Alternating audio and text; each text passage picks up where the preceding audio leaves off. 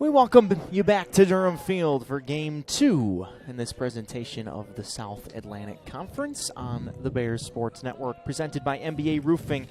This is the rubber match of this three-game set between Lenoir-Rhyne and Anderson. The Bears won Game 1 last night, 10-7. Anderson took Game 1 today, 6-4. And today, this afternoon, I should say, the Bears will look to win their third consecutive conference series. Eric Bach, Jason Stubbe, delighted you're with us. Let's take a look quickly at Game 1 numbers today. And Jason, the big number is that bottom column, 14 left on base for the Bears, and spoke briefly with Coach Ramirez between games, and he said, I mean, obviously the blown call in the 8th inning hurt the Bears, but he said we weren't nearly good enough on offense to win the game. Yeah, had a lot of opportunities, just couldn't get the big clutch hit. Not many times you go 13 hits and only score 4 runs. Bears just commit one error, but it didn't hurt them, and as you said, out hit the Trojans 13-10. Take a look now at our starting pitching matchup of Game 2. Got to feel good if you're LR sending the sack leader in ERA, Joshua Lanham, to the mound. 46 strikeouts to 7 walks. The numbers are even better than his sack freshman of the year season last year. Absolutely, he's on a tear. Giving him the ball to win this series today. And obviously, Andrew Imperator, we saw him last night. So this is going to be likely a shorter start for him because he was used in relief last night. Wasn't used a whole lot, but still threw some pitches last night. And they're starting him today. 1-1, 4.74 ERA in 24 2/3, 32 strikeouts to 18 walks. As we now take a look at the Anderson lineup that will be rolling up against Joshua Lanham. Just one change. Tyler Berry enters into the lineup for the first time this weekend in the DH role. But the top 4, Andres Vea, Fox, and Hernandez, just killed the Bears pitching earlier today and last night. Yeah, as I said, them top 4 on fire right now. So see what Lanham can do to keep them off the base. Get through the early part of the lineup and go to the offense.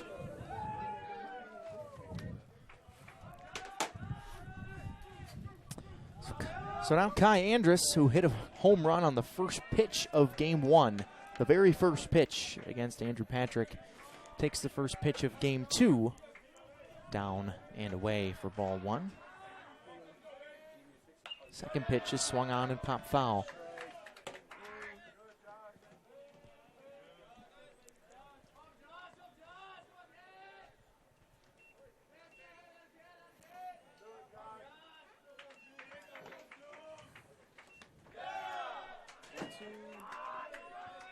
One and two the count now as there's a called strike.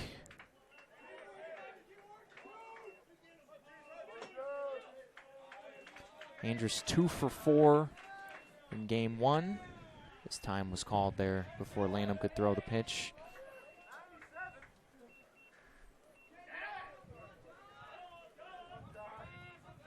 Did go 0 for 5 last night, so a good bounce back for him in Game 1 today.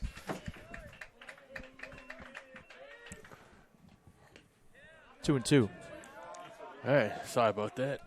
Fixing the scoreboard issue.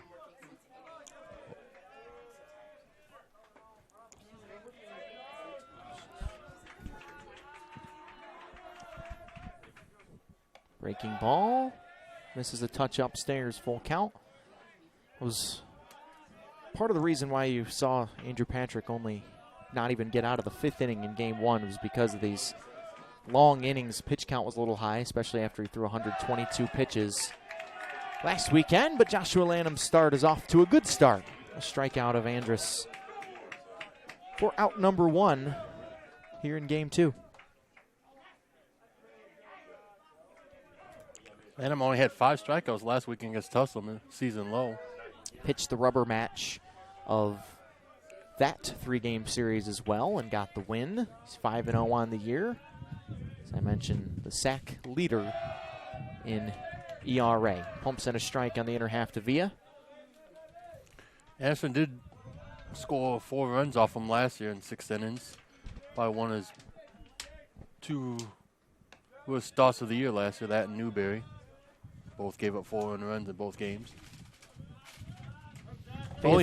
Go ahead. Only 5 hits in the 6 innings, 9 Ks. Just some timely hits by the Anderson. The off-speed stuff is just really good. Vea did go around, they say. 1-2.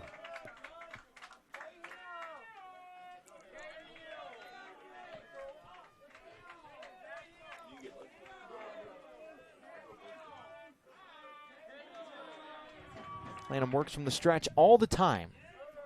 And Vea stays alive as he taps the 1-2 pitch foul towards the first base dugout. It's not common for a starting pitcher to work out of the stretch like that, but freshman year he started as a reliever, so. Bears have not lost consecutive games this year. This one's pulled to deep right. Bell backs up and grabs it on the warning track. They just kind of threw the bat at it and almost hit it out of the ballpark to straightaway right field, but a good play by Bell and 2 outs. I feel like that's the first time we retire him all weekend. Yeah. 3 for 5 earlier today and 3 for 5 in game 1. So 6 for 10 in the series is pretty good.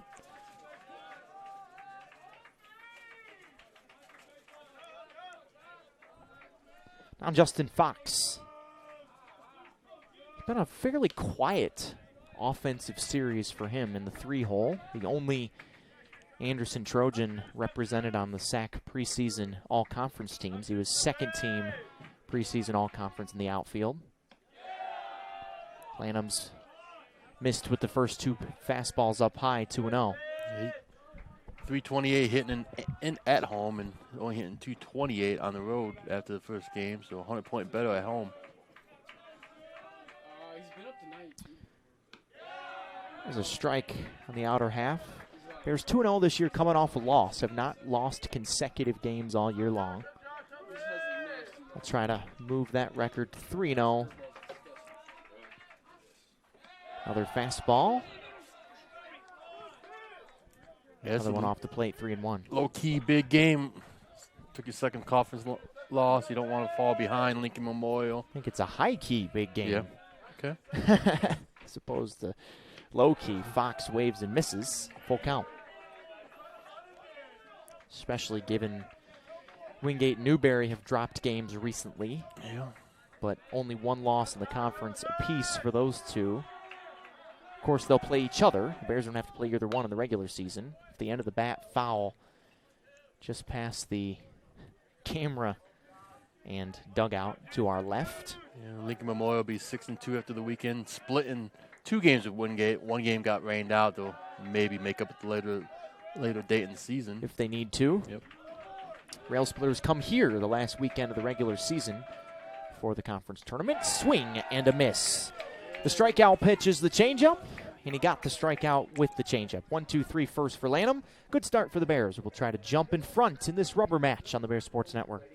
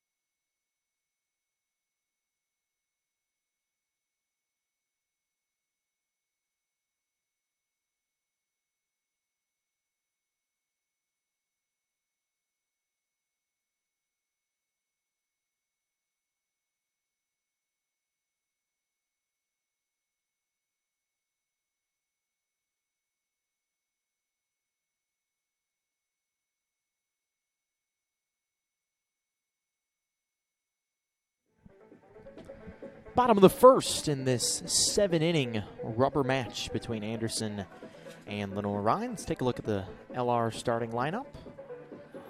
A couple of shifts from game 1. Atiles moves up to the 2-hole after hitting 4th in game 1. Laskowski, after 2 hits and 2 RBIs, down to 6th. Brett Urey came in late, got in at bat in game 1, starts in left field. Mackey the DH, Bell down to the 9-hole in right, but Kuda, Attile, Gianesta, Clarno, Perino, Laskowski, Mackey, Yuri, and Bell are the 9. That will face Andrew Imperator, who Bears have already seen in this series. Imperator pitched a scoreless inning on Friday night. Pair of strikeouts, pair of wild pitches, and a walk. So it wasn't exactly a very clean inning, but a scoreless inning nonetheless. And try to win a big road series for his Trojan team here on this early Saturday afternoon.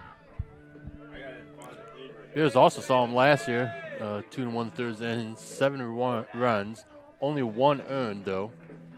He suffered his first loss of the year last year, game 1 of this 4-game series at Anderson. So now his 8th appearance, 6 starts. So this is now his 7th start. That appearance last night was his only appearance that was not a start. Swing and a miss for Kuda. Ball and a strike. Don't see that too often. Relief one game, start the next. Kuda did reach base for the 22nd consecutive game with a base hit late in game 1 earlier today. Checks the swing. Did he go around? Yes, he did, says the first base umpire. Really close, 1-2. He has crushed lefties this year, 533 on the year, 8 for 15. With power, too.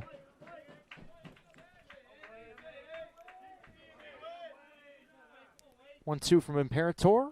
Slider off the plate, 2-2. Try to backdoor him there.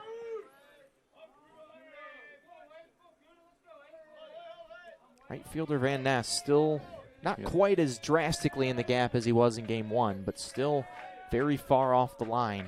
The outfield's still very deep. Swing and a miss. Kuda goes chasing after a fastball off the plate. He's the first out of the bottom of the first for the Bears.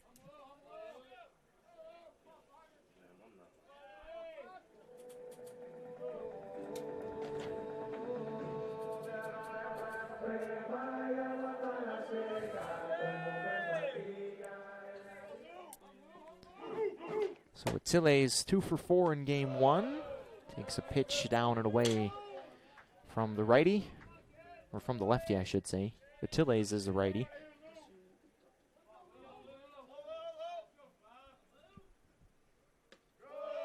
Downstairs again. 2-0.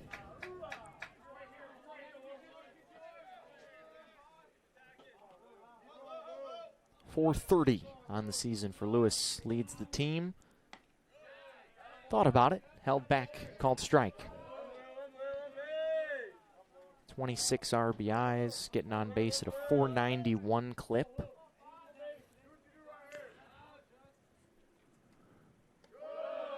And is ahead 3-1. As Imperator hasn't been super in command here in these first couple batters, but did get Kuda to strike out. You know, we talked about 14 men left on base last game. Do you know in the 9 innings, Bears got the first runner on base just twice? Yeah. And still left 14 men on base. Imperator dropped the ball on the throwback from Hernandez, who's Iron Man in it back there, catching every game of this series. Yeah, you can tell it's a big series for them.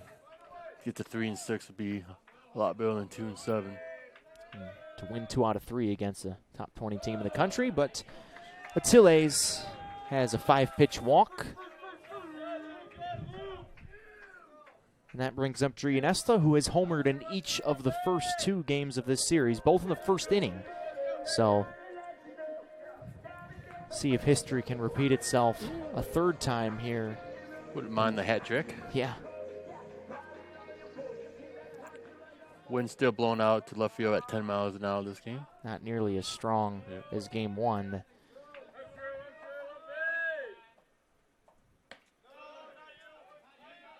Strike on the outside part of the plate. Dugout says that wasn't you. It's part of the swap mindset. Swing with a purpose. Even if it's a borderline strike, there's not two strikes, there's really no point in swinging and getting yourself out. Didn't see a lot of moves from Imperator last night, so I don't know how good of a grasp the Bear offense has on his move. But obviously something to pay even more attention to from the left side. A lot of base steals said it's easier to steal off a lefty than a righty. Wonder why that is. I mean, if you go on first movement. Yeah. They're usually a little slower to the plate. So you can get a good jump. And most lefties don't have a good move. There's few that have a great move, but. That was a good move. And Atile's barely safe. Stepped off. He was looking down, stepped off, and fired it over there.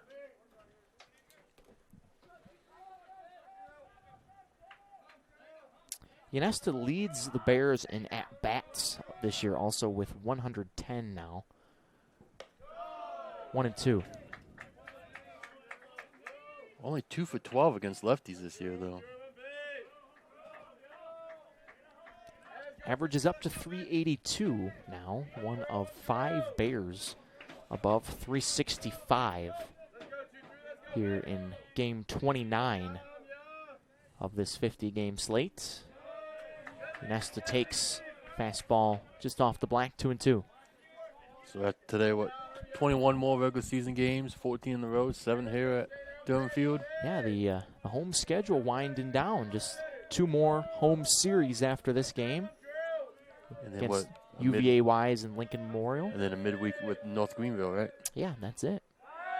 North Greenville, number 20 in the country. This gets away from Villa, and Atiles will move up to second. So error on the pitcher. You're going to give it to the pitcher? Yeah, that was low. Okay. Official scorer / commentator Jason Stubbe.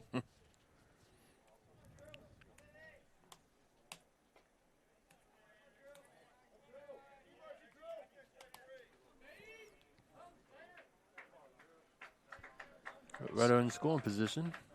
RBI chance for Ynesta. He's had 1 in each of the first 2 games of this series. 26 on the year. 2-2. Back to the bricks. Stays alive. That North Greenville game is a Monday afternoon game, isn't it?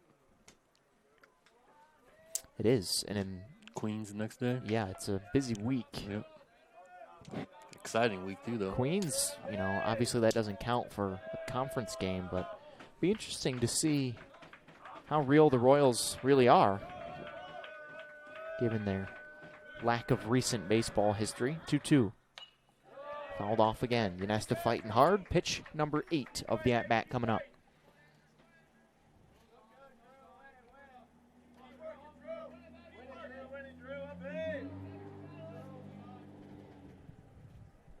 Young's still super deep in left field, basically at the wall. Same with Fox in center. Owens at third hugs the line. Speaking of Queens, they got a big 10-3 win over Mars Hill this morning. Well, that's earlier this afternoon. Breaking ball way outside, full count. Bears travel to Mars Hill, not this next weekend, but the weekend after. Big 3-game set at Catawba. Yeah, next weekend. 3-2 win against Limestone. Ooh, Limestone is not great. Yeah, that was game 1 of the series. They got rained out yesterday. They're playing tomorrow's game on Sunday. So doubleheader today, 1 tomorrow. Yep. Full count pitch to Ynesta. Breaking ball knocked off the glove of Owens and into left field. Owens didn't quite have the hops for it. Ynesta takes second and safe. Getting the dugout fired up. Little flare of a double for Drew Ynesta. And 2 men in scoring position here in the first for Nick Clarno. Hey, give credit to Drew. He ran the whole way. Never broke stride. Yeah, never broke stride. Take a look at the Spangler replay. Owens almost made a really nice play on this, but just skipped off his glove into left field. Yeah, I've been super impressed with Owens this weekend. His defense at third. Anderson's defense in general has been good, but I agree. Owens has stood out. Yep. Now Clarno was robbed of a bases-clearing triple that would have tied the game in the 8th inning by the umpire. But another RBI chance here in Game 3. Strike one. Not a bad time for safety squeeze. You think? 1 out. Especially get down the third baseline with the lefty. Owens is way back at third. Lefty in the mound. That third baseline is perfect for a button. We know Nick likes to do it. Another fastball inner half. Quickly down 0-2. That's the thing. In these, especially in Game 1 today, in these high leverage situations, Anderson pitchers have not blinked. They've been in the zone, zone. Sometimes you see pitchers fall apart when the pressure gets turned up, and it's been the opposite for Anderson this whole weekend. Bears were able to scratch out a win last night, but just didn't have enough time, didn't have enough timely hitting earlier today to win that game. Clarno throws the bat at it and stays alive. Yeah, especially Nolan in the first game as a freshman. Yeah, unflappable. Yep. But again, when you play one game Tabo already, that helps. Yeah, and he had struggled against those two teams too, but it looked like he really had taken some steps. He was in lots of trouble throughout his start. It's not like he really dominated the lineup, but made pitches when he absolutely had to. 0-2. Way upstairs, 1-2.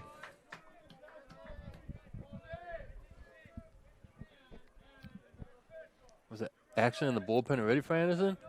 They said Imperators was going to be a short start today, so makes sense. Don't want to let it get away from you too early, and especially in a 7-inning game like this one. Yeah, why is he starting? That's strange. Clarno takes a breaking ball away and down. Back even to 2-2. 368 for Nick. 5 for 9 in the series as well. Should be 6 for 10. 6 for 9, excuse me. Yeah, but we won't get in that. Three more RBIs. 2-2. Full count. Imperator's thrown a lot of pitches. That was number 24 here in the first with just 1 out. 12 balls, 12 strikes. So I don't care what you say. You're not going to be a shop just because you got in the game yesterday. Takes a toll.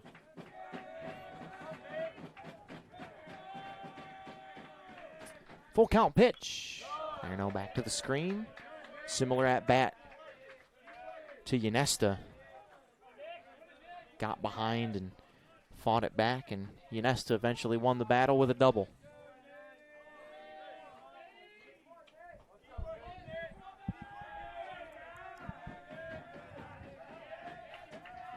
Tilles at third, walked. Ynesta at second, doubled. Infield back right now for Anderson. Full count pitch again to Clarno. Ball 4. Just a little bit low. About as close as you can get right there. Can you imagine if he got rung up there with that umpire? Whew. Yeah, that's same umpire that blew the call in Game 1 today. But now a situation that the Bears are familiar with today. They were not good in Game 1. Loaded the bases 3 different times in Game 1 and only got 1 run combined out of it. It looks like this could be the end for Imperator. But no, he took a couple steps out of the dugout and thought better of it. I think he's trying to get through Lukowski with the lefty on deck. That'll be my guess. Rolling the dice. And he won't see Mackey. No. Perino first pitch swinging. So coming into today, Bears were 15 for 39 with the bases loaded.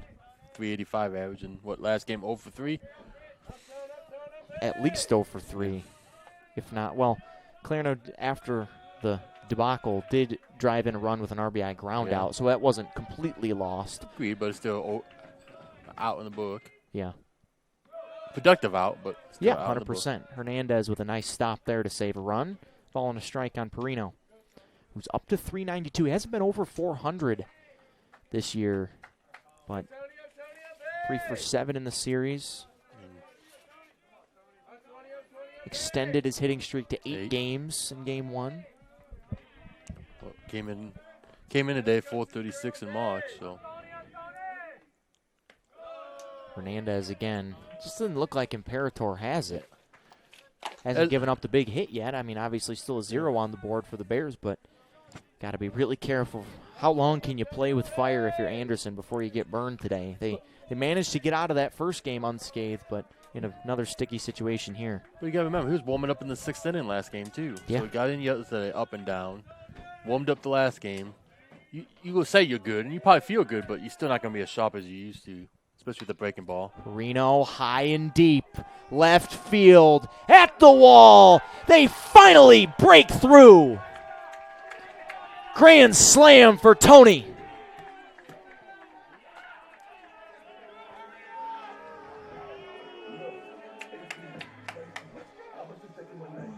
Taking care of business early.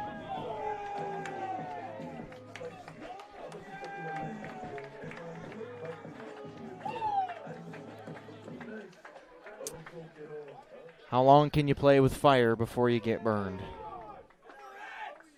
One batter too long for Imperator. There's a Spangler replay. Wind helped that, but I don't think it needed much help.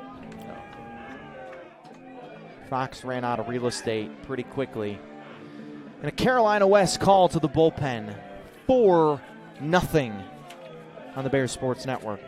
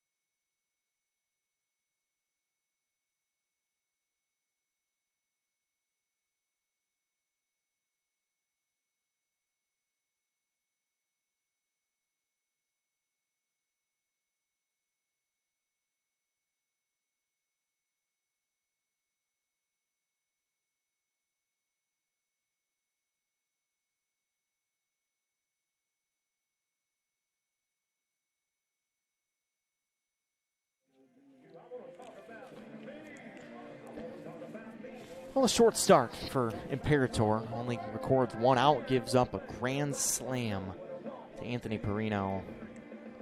His 6th home run of the season and his 37th RBI, which leads the team, 2nd in the conference. And to try to stop the bleeding, Anderson brings in Corey Loggins, 6 foot, 170-pound righty from Walhalla, South Carolina, making his 6th appearance of the year, 3 1/3 innings logged. ERA is north of 10 with 4 strikeouts. Say 6-1. Now Laskowski, ball 1. I just think the Bears, obviously you don't want to dwell on the past, but just wish that they could have gotten that hit in the first game. Yeah. Especially given, obviously, the fact that Anderson started Imperator in this game tells you, since he pitched in relief in last night's game, that kind of tells you that the cupboard is a little bare pitching-wise for the Trojans. So if they could have just gotten that game and then gotten to a pretty depleted pitching staff in this third game of the series, would have been different. But, ifs and buts, candy and nuts. That one hits Laskowski off the bounce. Yeah.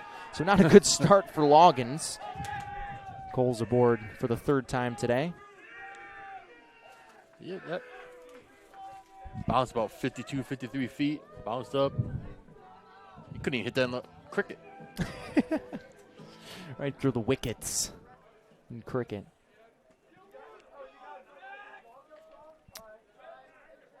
Well, so the pitcher Loggins was about to throw. Mackey was in the box ready to roll, and the umpire had his back to the mound. That's probably not a smart move, given that everyone was ready. The one spot you don't have any protection on your body, the back. You have all the gear on in the front. This is off the glove to shortstop. What a play! Was he off the bag? And safe. So that'll go down as the infield single. Yep, off the glove of Owens, caromed to Andrus, who nearly made a really good play, but just threw it a touch off the bag. 5-6, and yep, good call. Yeah. Off the bag. Wheeler didn't even get to the bag like he thought it was through. Yeah. I mean, great play by Owens and Andrus. Yeah, Andrus couldn't have done anything better there. Both. So I mean, he didn't even look at second. He knew he was going with the ball. His release is so quick. yeah, Anderson's got themselves some good infielders. Brett Urey takes ball one. So an infield single for Mackey. Back in the starting lineup here in game two. He got a bat, official bat. This game. 0 for 0 with 3 RBIs last night. Urey swings through the 1-0. Ball on a strike.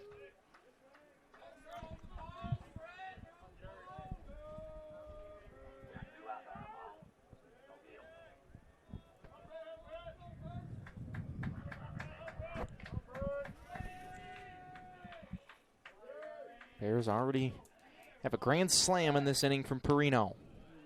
Another swing and a miss, tipped into the glove of Hernandez for Urey. 1-2. Brett, even 300 this season. 9 for 30. 6 RBIs. None bigger than his base knock last weekend in the 10th inning over at Tusculum. Bears ended up winning that game 6-4.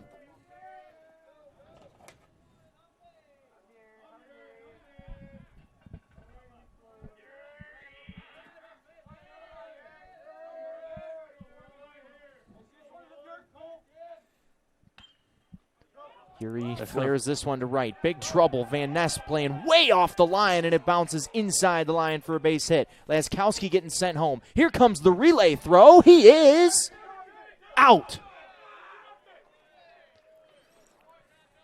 Van Ness to Villa to Hernandez.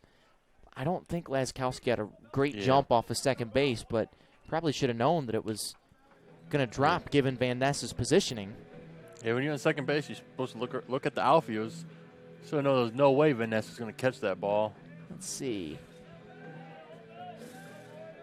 Close, but I think out. Yeah, I definitely agree out. So 9-2, 9-3 to put up. 9-3-2. Now David Bell. Wave and a miss. Yeah, I'm sure if Coach Ram had that one back, he would have held Rakowski at third. But I took a perfect throw. And well, I don't think he needed a cut there. Yeah. That was communication there. But it worked out, don't get me wrong. But yeah, definitely did work out. So single for Urey. Bell handcuffs himself and is down 0-2.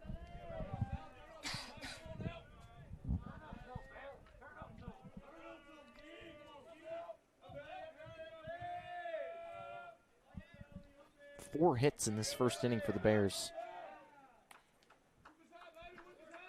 Mackey just went station to station, first to second on the base hit. Bell off the very end of the bat spins it into the Anderson dugout foul, 0-2.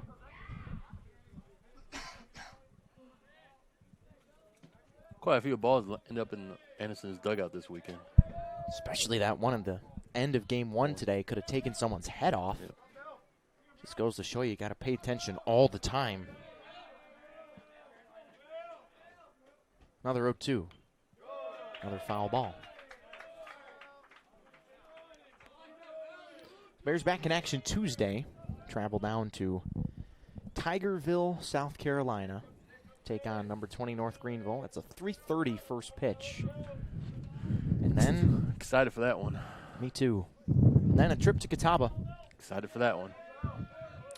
I'll be there on Saturday to bring you a radio broadcast from Salisbury for the doubleheader. Hope you can join us on the LR Bears radio network. Catawba got a new field, didn't They they? did. Turf. Yeah. Copycats. This is year one. It was basically a necessity. Their field got washed out. Yeah. 1-2. Skied a mile-high foul ground left side. Owens gets there and runs out of room just outside the bricks.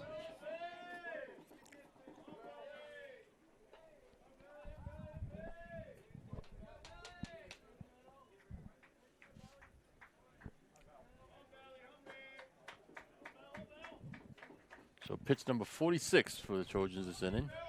Goodness. It's not going to help your game times. I saw Josh Lanham go down to the bullpen for the Bears. This one squirts away from Hernandez, and the runners move up. But Josh went down and threw a few pitches, and now just came back to the dugout. He's gone there and back, throwing a ton of pitches just to stay loose and warm. Yes, got off the field at 5:09, so 25 minutes in between innings right now, and we're still batting. It's a good problem to have, but it is still a problem for a pitcher. Yep. They like rhythm. Yeah, especially Lanham, big rhythm guy. Bell strikes out and sends Josh Lanham back to the mound. Bears LOB numbers continue. They leave 2 in scoring position, but Perino, the grand slam, opens the scoring. 4-0 LR after 1 on the Bears Sports Network.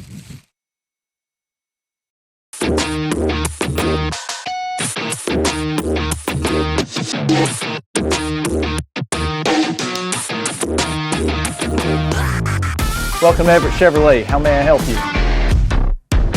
Help? That's what we're here to do. Help you buy your next dream vehicle. Start your deal at everettchevy.com or swing by for a quick and hassle-free experience. And remember, if you didn't get an Everett deal, you didn't get a deal at all. Everett is a proud sponsor of the LR Bears.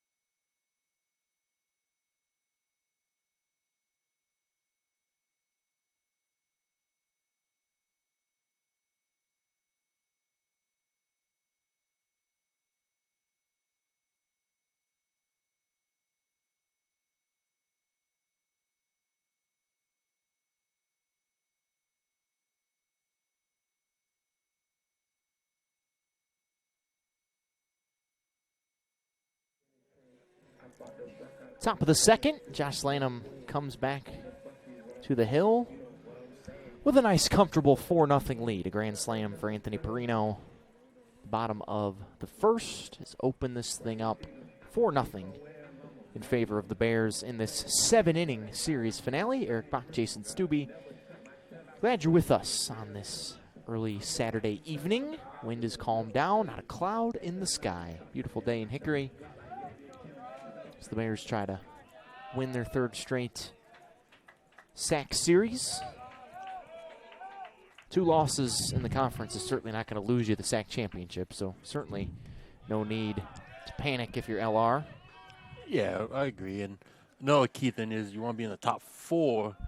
True. To get automatic into the double elimination part of the conference tournament. 5 through 8 play single elimination game, as the Bears know last year. Losing the Coker in that. Yep, LR got eliminated by the Cobras in the first round of that sack tournament. Played at Smoky Stadium in Kodak, Tennessee, home of the Tennessee Smokies. Big swooping swing for Hernandez. He's down 1-2. You ever been there? I have not. I've heard good things, though. You going this year, hopefully? Hopefully. The schedule aligns. Who are the Tennessee Smokies affiliated with, Jason? Take one guess. I knew the answer. Swing and a miss for Hernandez. Chicago Cubs. I don't understand what's happening here. Was it a foul ball? Oh, goodness gracious. We knew this. We knew this was going to happen. Given the unfortunate events of the first inning. And he's out. Oh, gosh. Hernandez can't believe it. It's a good pitch from Lanham. Yeah, I'm not sure if it was a foul ball. It's hard to tell from where we are, but it's just funny that both calls have been each team's catchers. I know. And now they have to. Clareno's having to navigate that relationship back there, and now Hernandez will have to be doing the same. Although I will say that Clareno's is a little bit more costly than a strikeout at the top of the second inning. Yeah. As Lanham spikes that fastball over everyone's head. And the first pitch to Jackson Young for ball 1. So back in your catching days, did you have conversations with umpires during the game? Yeah, I didn't, talk their ear off, but I was open to conversation. Big wave and a miss down low for Young, ball and a strike.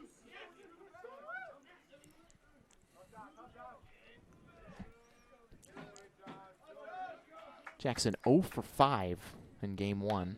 Waves the bat at it. Lanham snow cones it out of his glove and throws up the line, but they got him. Perino with a nice play about Perino's giving him the business over there with a little bit of an angry look. But about 90 miles an hour, like 30 feet away from him. I know, and took him into the runner.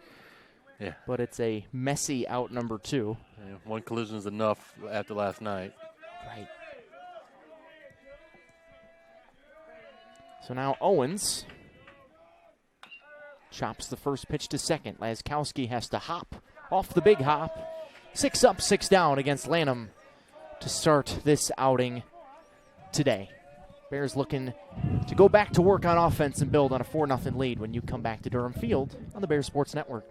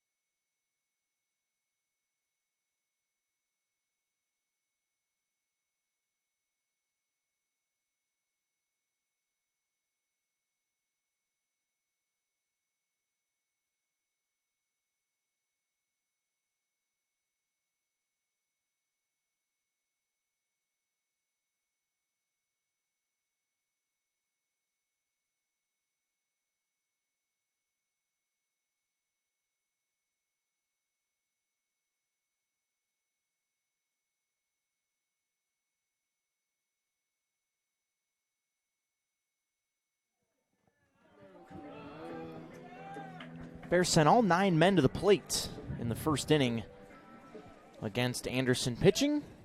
Scored 4 runs on the grand slam for Perino. And now Wade Kuda leads things off for the second time today. Leans out of the way of a first pitch slider for ball 1. Corey Loggins still on the mound for the Trojans. Got the last 2 outs of the first inning after the starter Imperator only got through 1 out and gave up the 4 runs. 1-1 the count on Kuda, who struck out to start the game. 1-2. Well, strikes out again, give it 4 more runs. I'm okay with that.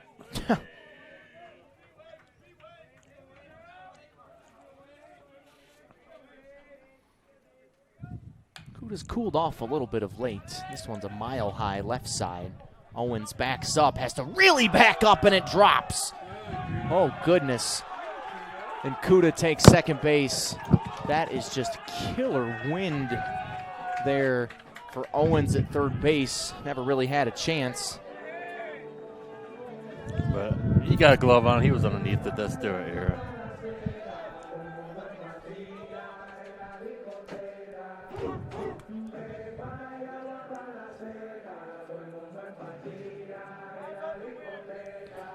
So an E5, Owens, we've been talking up his defense. I'm not sure that you can't really blame him for that. I mean, you can. Yeah, it's tough. But it's a really tough play. He got his glove on. He not giving that a double. No. I understand that. Tilles, who walked in the first. I'm sure the Bears coaching staff would like a double, but I'm sure Wade Kuda would like a double. yeah, I'm sure. I'm sure. But, I mean, that's a tough one. But fairly routine pop-up to the third baseman. 1-1 on the Tilles as that one finds the outer half of the plate. But give Wade credit for hustling the second. Yeah, I think, then Powder, just took off. Saw Owen struggle a little bit. Like Owen sprinted in. He should have paused, see where it was going, knowing the wind situation. And, yeah, Owens did the old take 4 steps in and then realize that you need to back up as Tilles hits the deck. A little chin music there from Loggins. So after 2 airless games by Anderson, 2 errors in the first. Maybe a little fatigue, both mentally and physically. And the first error today was on the pitcher, so, Tilles hard foul outside the third base bag. I always love when pitchers make errors, but it helps to earn an average. Right, yeah. I mean, the first error is still earn a run because he would have still scored on the home run, but most cases when pitchers make error. Yeah, it helps their ERA. Yeah.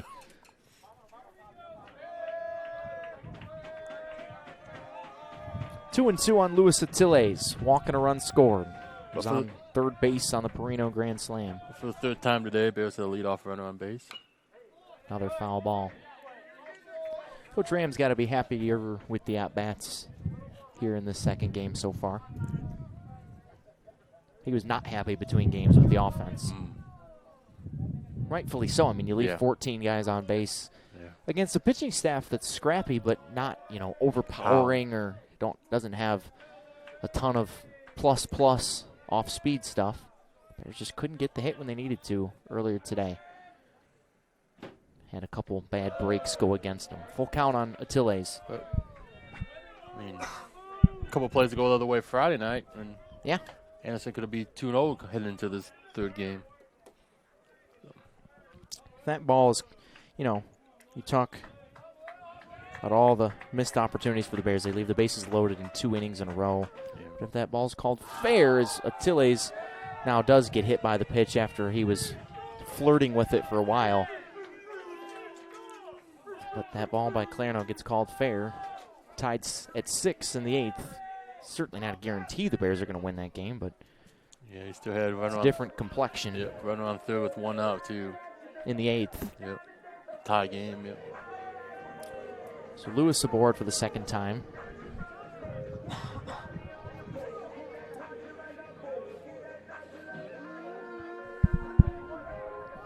Drew Yanesta, double in the first. Bounced off the glove of Owens, the third baseman, as he tried to make a leaping attempt at it.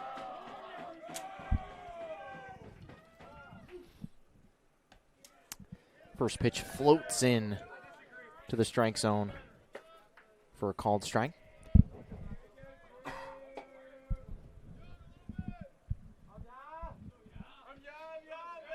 Fox in center field is practically in Boone. Yep. Literally standing under the scoreboard. Nesta's down 0-2. Yeah, we got left field, left center, and then right center. Yeah. It's like we're playing slow pitch softball or something. Yeah, 5-man infield. And only 3 in outfield. Yeah. Or the 4 outfielders. Well, yeah. Most teams play 5 infields, 3 outfields. Yeah. I always like to play left center. See, I always like playing the lines. Less players I can collide into. That's a fair point. It does get a little crowded out there. 0-2 pitch to Ynesta. Bounces off the chest of Hernandez. Kuda makes a hard turn at third, but stops.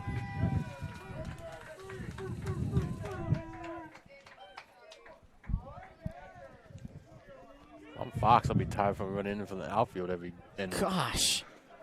Getting his steps in. And then Young in left field is practically taking batting practice in the batting cages. If I was not due up, I'll just stay out there. Yeah. I'll just hang out here. I won't interfere with the ball. I'll just wait until the inning ends. Anderson brings the infield in now with runners on second and third. Ynesta pops it up. Right side, foul ground. Villa on the track in front of the dugout. Grabs it. Nice play. Battling the shadows, battling the wind. Ynesta's retired. Yeah. Tough play. That ball most likely would be out on a normal day. Yep. Wind went against Ynesta there, pushing it back into the field of play. Funny part, I didn't hear anyone from Anderson tell me of room, because they probably can't see. They're just more worried about self-preservation, not getting smoked by a foul ball in that dugout there. One thing at a time. Yeah. But nice play. Yeah, for sure. Clarno takes ball 1 down and away. Infield stays in.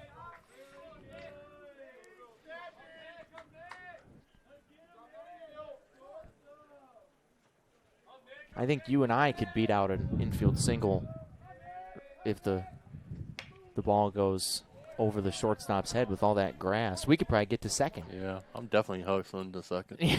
I saw Wade do it. I can do it too. Jason had some wheels back in his day. Definitely had wheels. No more though. If you don't say so yourself. At the 40, went downhill. Yeah, well, after 22, it went downhill for me. 1-1 on Nick Clarno, who walked and came around to score in the first. They sent all 9 men to the plate in the first and are on the same track here in the second with runners on second and third. One gone. Clarno, the cleanup man at the plate. It's an arm warming up in the Trojan bullpen. Another floating strike on the outer half. I don't know if that's a changeup or if Logan's fastball just doesn't have a lot of juice, but it's 2-2.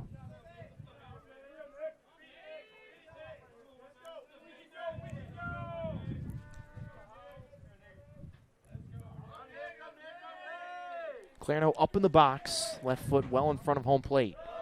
Full count. Good eye to leave it up. I still want to know how many pitches Clarno sees up per bat. I need to find that stat. I'm going to take the over on 5. 5 is probably a little short. I say 4.1, 4.2, which is a lot. Not a whole lot of first pitch swinging usually. Lunges and takes ball 4. Another walk. He's got 2 of them. And look who's coming up. Yeah, same situation. How about an 8 RBI day, Tony? Loggins will be lifted, I think. So if Tony's going to get 8 RBIs and 2 grand slams, it's going to probably be against a different pitcher. I don't know. Yeah, I don't either. Up now.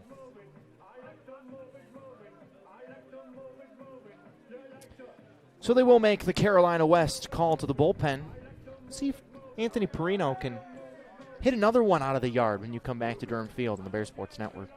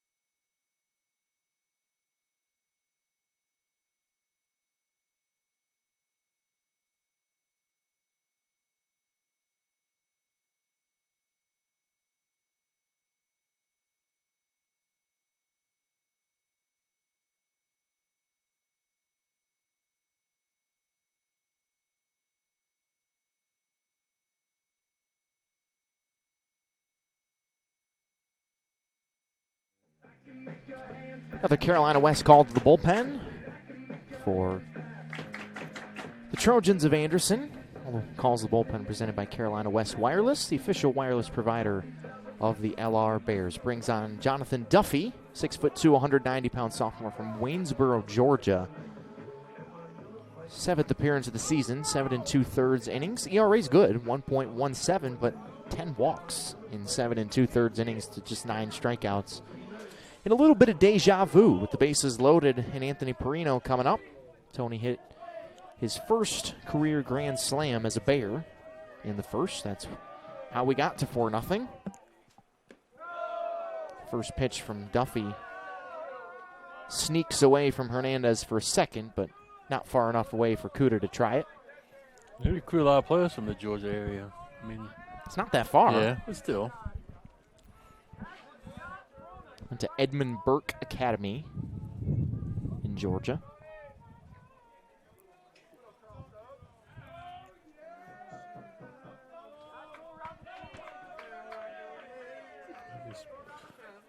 What, 50, 60 miles down 85 South Georgia line?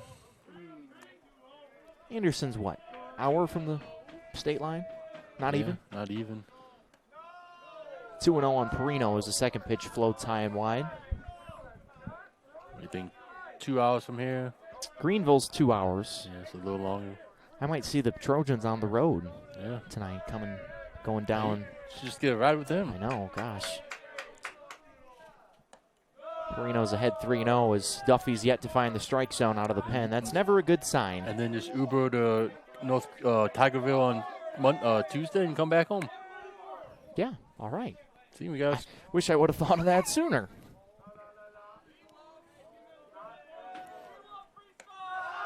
Perino's got 5 RBIs today. Bases loaded walk. He's driven in all 5 of the Bear runs. RBI number 38. So an hour into this game, and Anderson's hit for 12 minutes, and the Bears 48. Not exactly a great balance there. Laskowski got hit by a pitch. His first plate appearance. He's back in the box. And Duffy finally throws his first strike of the day.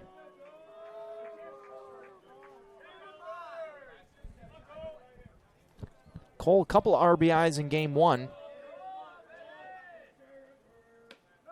Drove in half the Bear runs. Ball and a strike.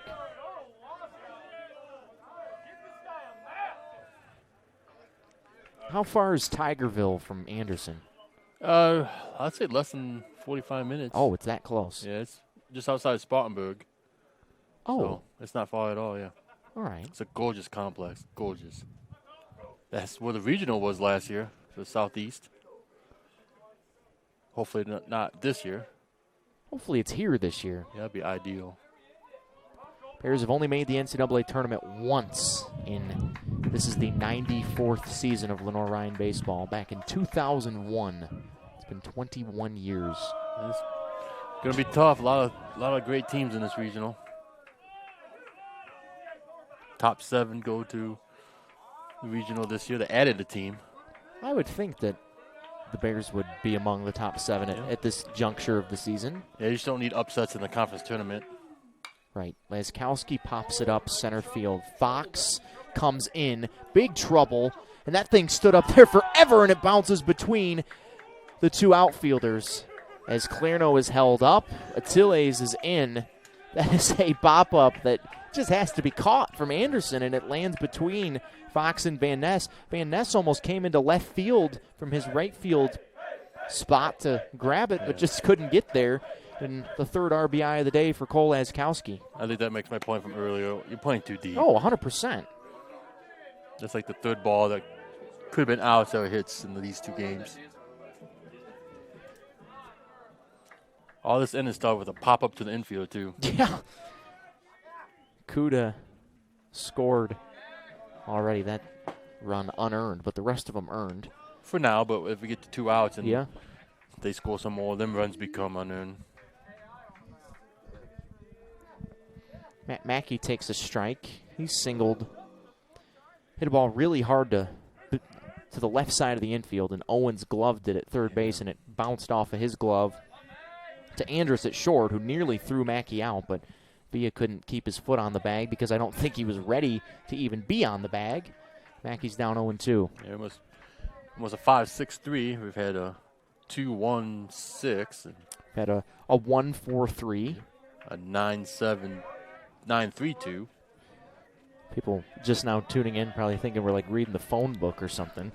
The 0-2 pitch. Yeah, that's good. Mackey punched out.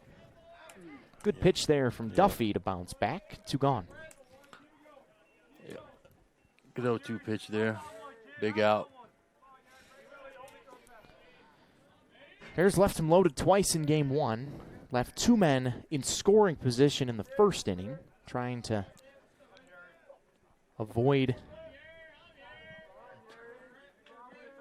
doing the same here in the second. Yuri, foul.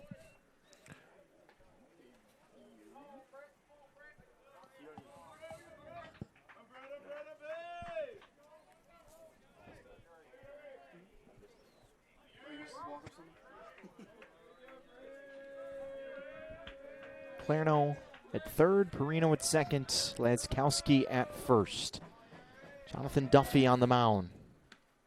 Here he checks the swing and did go, they said. It's not even close. At least check it. Yeah, exactly. That's why you have 3 umpires. Oh, goodness gracious. Goodness gracious. It's been an adventure today, folks. Both ways, but, I mean, feels like the Bears have been on the short end of it more than Anderson has. Yuri, shallow right. Van Ness comes on. Actually had him played perfectly. And the side is retired. The Bears leave him loaded again, but score 2 more. They're up 6-0 after 2 in this 7-inning rubber match on the weekend for the Bears Sports Network. Cordell Harris Insurance Agency, a family-owned and operated business serving the Hickory area since 1981, where we strive to take care of you and your den like family. As an independent insurance agency, we offer a vast spectrum of coverage for your commercial and personal insurance needs with our extensive network of providers. Cordell Harris Insurance Agency is a proud sponsor of Lenoir-Rhyne Athletics. Protect your den with Cordell Harris. Go Bears!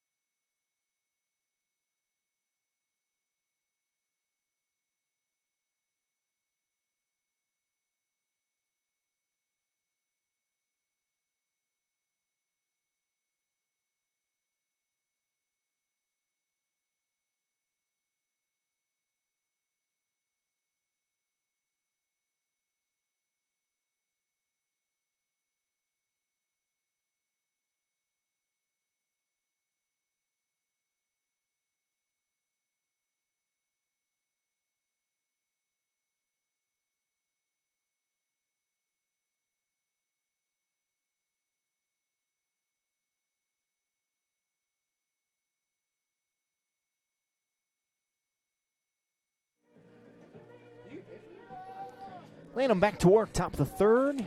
Offense got him 2 more runs. It's 6-0 Bears here on the Bears Sports Network. Just after 6 p.m. local time. LeGrand, Van Ness, and Barry due up. Strike one to James LeGrand. Josh has faced the minimum through 2. So 24 hours until Spartans play the Blue Devils. Yeah, 24 hours from now, I'll be stressing out in Greenville. So Lanham has 15 straight innings pitched without giving up an earned run.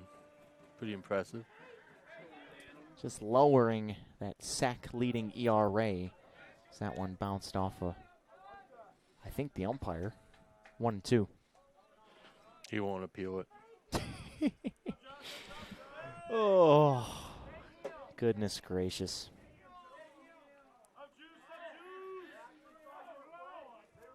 LeGrand 0 for 3 in Game 1 today. First chance, Game 2 did get hit by a pitch right in the backside. 2-2. You know, we've reached, inning number 12 of the day, and Jason's patience with the umpires has officially run out. Yep. All of the rope has been used. This one's, speaking of rope, this one's rope to right field and over Bell's head and up against the wall. Leadoff double for LeGrand. First hit of Game 2 today for Anderson. That ball was smoked. I thought off the bat, Bell got a great jump. I thought he was going to get there, but as you said, it was roped.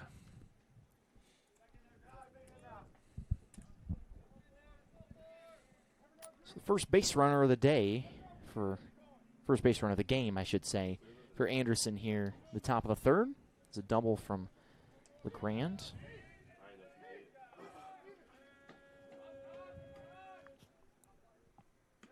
Sixth double of the year for JC. Yeah.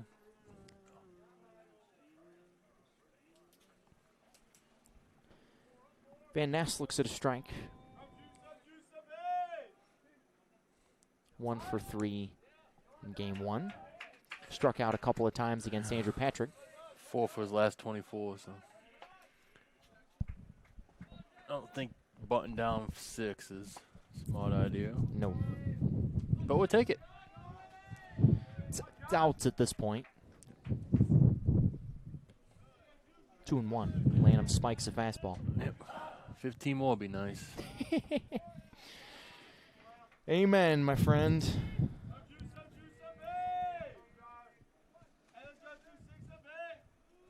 So you're not going to Tuesday's game?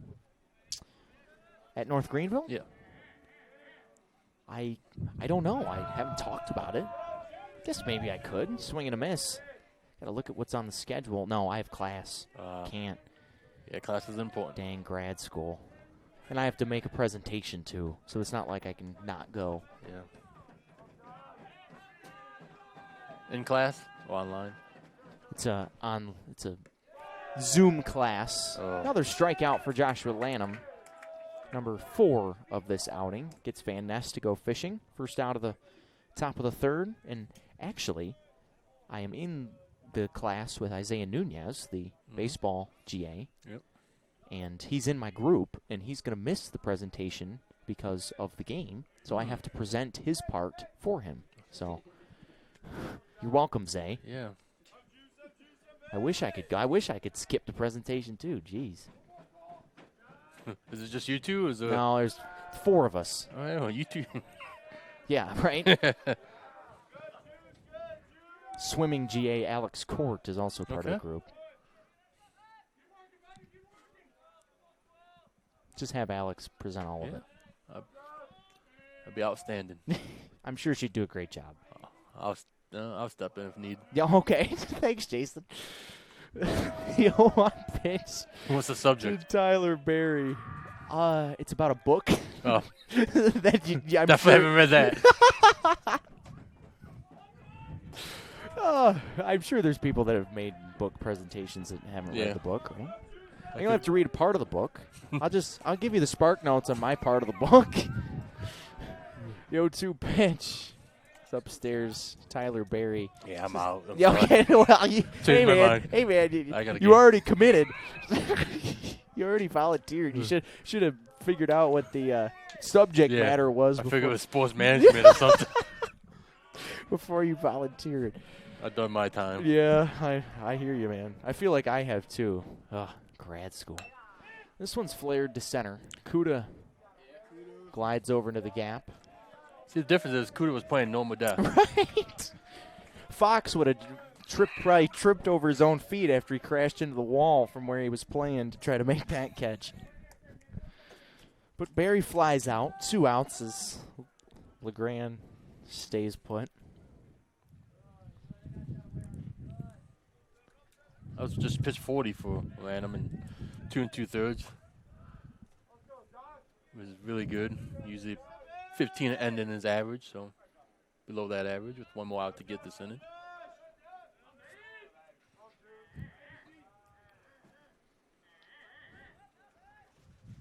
That was almost a ball down the bullpen. Oh, gosh. We do. The guard's not even watching. I understand, I guess you want to watch the game, too, because you get smoked by a foul ball. Top of the order, and Andrus is up. So you need a guard, and a guard. Yeah. We need one guy facing each way. There's plenty of people in the dugout. I mean, they know one's protecting the catcher, though, too. There ain't no way he's going to go. It's just quite a dilemma. Andrus waves and misses and is down 0-2. So Lanham's, after giving up a leadoff double to LeGrand here in the third, has really settled down.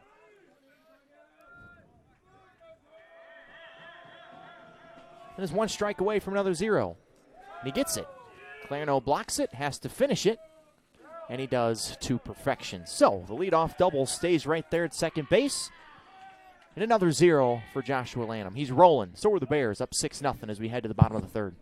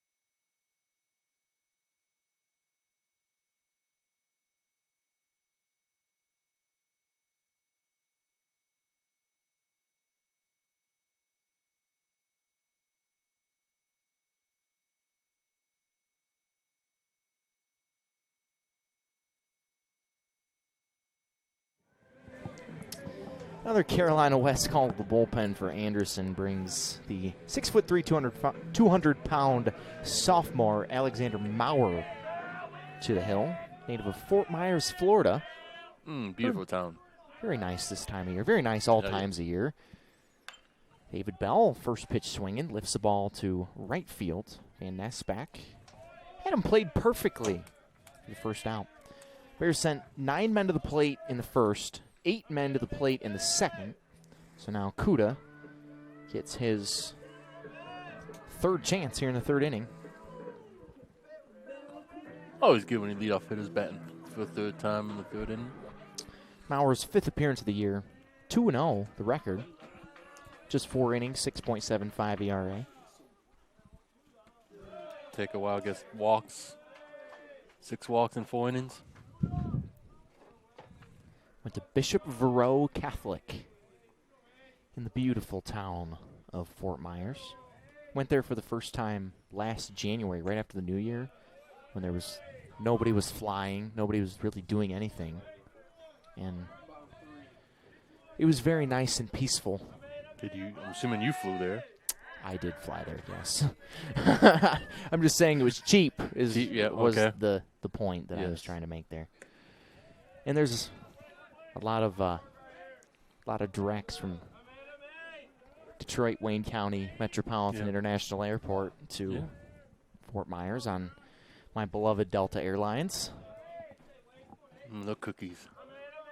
Oh, the Biscotte cookies are out of this world. Kuda strikes out, and Marr has thrown 5 pitches and gotten 2 outs here in the bottom of the third. It's almost like a mirage. Is this actually happening?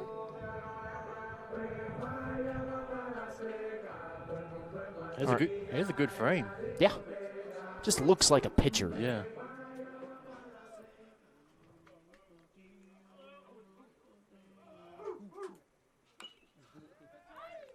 Had a 1.6 ERA in high school.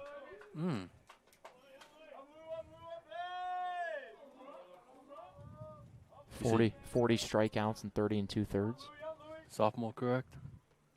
Yeah. Didn't pitch in 21. Yeah, it's confusing with class sometimes. Oh, gosh. COVID has convoluted everything. Tilles has been on twice, scored 2 of the 6 runs, walk, hit by pitch. You know, Jason, you were complaining about being hungry between innings. You got 5 boxes of Cinnamon Toast Crunch back here. This man bought 100 boxes of Cinnamon Toast Crunch. Yeah, Food Line has $1 special. $100 for 100 boxes? I had to go a different one. There's some granola bars. So I went to like 4 different Food Lines. Honey Nut Cheerios. This cat's set for life. At least to end the summer with my kids. I like to be proactive, you know. He likes to be. Kids, they say they're hungry. He comes into the box with a pile of these boxes. The Tilles hits the ball high to right field. Van Ness, as that ball just died somehow, makes the catch, and the side is retired. We're going to re-examine the Cinnamon Toast Crunch conversation when we come back to Durham Field on the Bear Sports Network.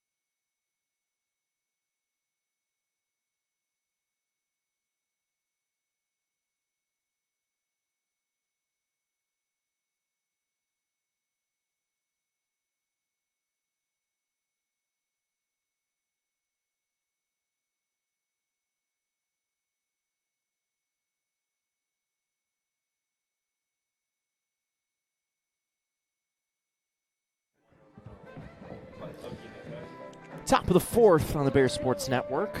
Watching Joshua Lanham work with a 6-0 lead. All right, Jason. So I understand buying things in bulk when you have young kids at home.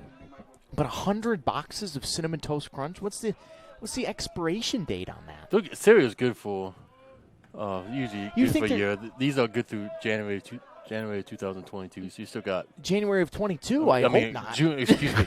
June of 2022. You still got. You think you're gonna eat 100 boxes of Cinnamon Toast Crunch until June? There's a crop ball off the bat of Nick Vea that Perino scoops up and takes it to the bag. Some expire longer, but these were the ones I grabbed. Let's still go through June. I'm sure Danny, our producer, is going through 5 boxes in June. You brought them. The only reason we know is because you brought them as a gift to Danny out of the kindness of your heart. She made a comment that was her favorite cereal, so I remember that. Jason's just the best guy. It was National Cereal Day a couple weeks ago. So. Of course it was. Jason's all over the national whatever days. Yesterday was National Mario Day. No, 310. No, I'm sorry. So, you know how that is because Mario's MAR, that's March. The I is the 1, and then the O is 0. March 10. Oh, my gosh. Fox is down 0-2. Lanham is just rolling right now. Oh, my goodness. I can't believe you bought 50, maybe 50 for 50. Fox just down quickly. Some was Honey Nut Cheerios and some was Lucky Charms, so it was a little mixture. But you know, my kids love them cereals. They'll go through it. They eat 3 or 4 boxes a week, so we'll be fine. How many kids do you have? I got 3.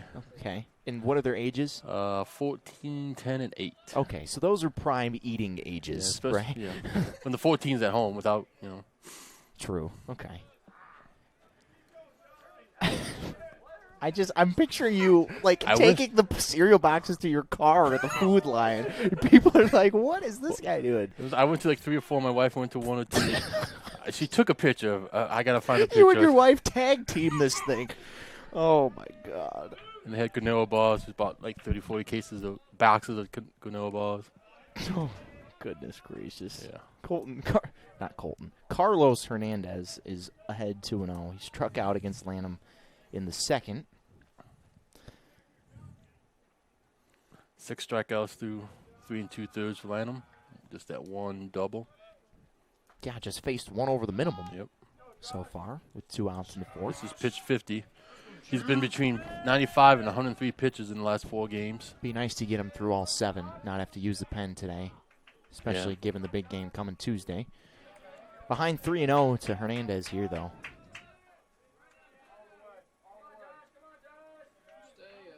Oh, man.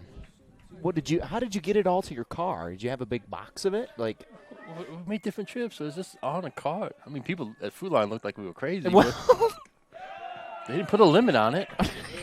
What did you? I just bought everything they had. You did? You had to get one from the back. I didn't know if you had to go to the back. It was like take a dolly back there.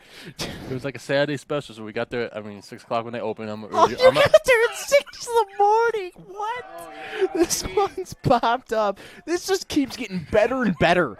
Tilles ends the inning. I have more questions. I hope that you have more answers when the Bears come back up 6-0 in the bottom of the fourth on the Bears Sports Network.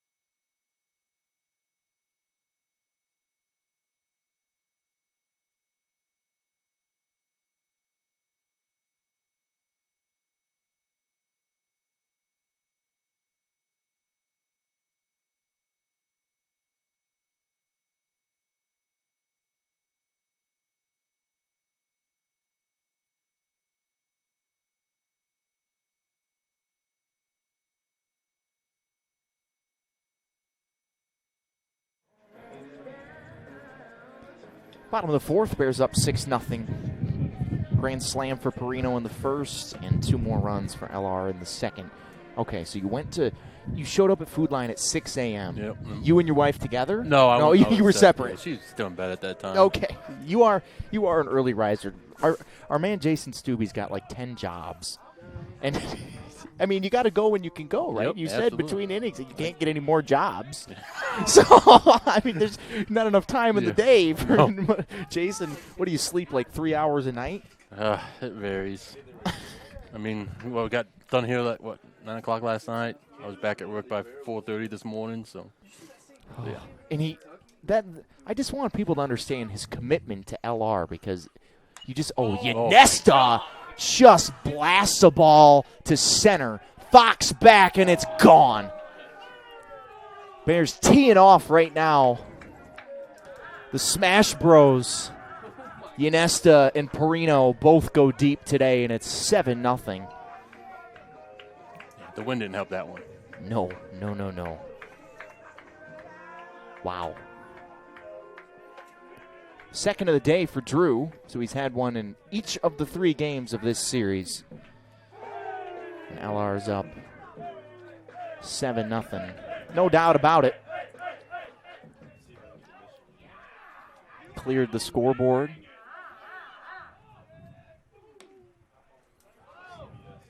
So, double and a home run in this one for Ynesta. Wait, did Carolina win today? Clarno chops one to short. Big hop for Andrus. And the first out of the bottom of the fourth. But to go back to my Jason commitment point, because you just have to work a certain number of hours at your job. It doesn't really matter when. Is that, or you just kind of work it? I work until 2 there. Yeah. So. But sometimes when we have games, you have to show up earlier to work. They're flexible. I had to put in 45 hours a week there. Like this week has been a little longer with stuff we got going on. Busy right now. Perino half-hearted swings and then drops the bat for strike 1. Tony, grand slam and a walk, bases loaded walk, so he's got 5 of the 7 RBIs for the Bears. Up to 38 on the season, which leads the team.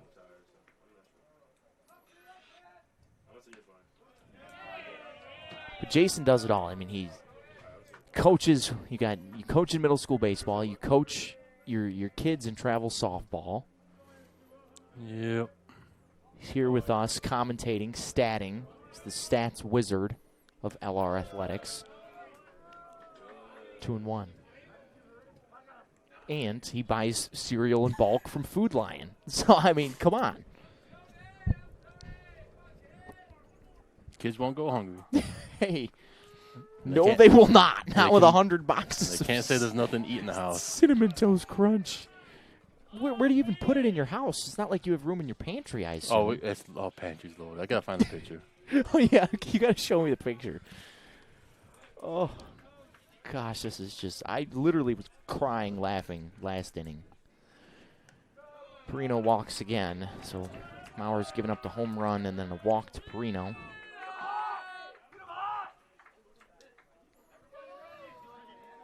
Whew. Man, that was funny. So you saw the ad in the Shopper's Guide. Yeah, every Wednesday you got to look at it. Okay. Never know what's on sale. Inflation's high. True.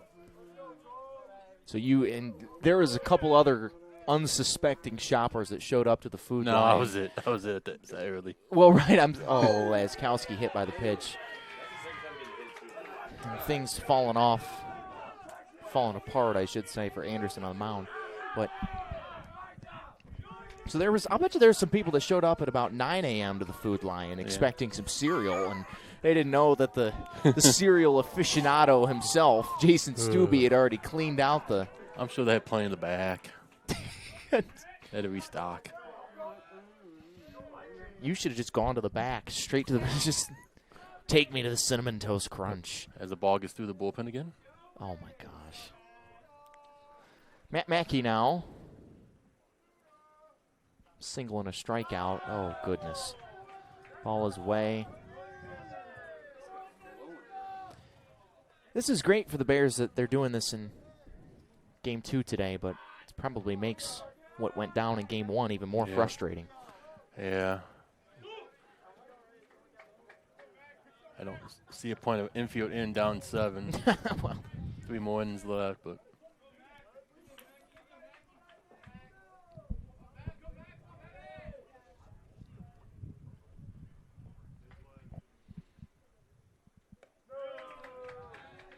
It's 2-0 on Mackey. It's one good reason why I'm glad they went back to the 3-game series after last year's 4-game series. Because of the Yeah, teams running out of pitching. Yeah. Yeah, no, I mean, it makes sense to play 3. You prefer the Friday, Saturday? Yes. To have one weekend day of not having anything is nice. If you're on the team, if you're around the team, if you're working in what we do, it's nice. And then if something with weather comes out, you got Sunday to you've play. got the cushion. Yeah, we'll play Sunday then on Monday. 100%. Especially you don't want to interfere with midweeks and get your games in. Yeah, we know Coach Ram like his 50 games. Oh, gosh. Big hack on 2-0 from Mackey. Sends it foul straight back. Yeah, you're allowed 50, and you know the Coach Ram's going to be playing 50. Yep. If that is. Yeah, one gets rained out, he's on the phone. Yeah, 100%. And he's not a fan of the 7-inning games. Nope.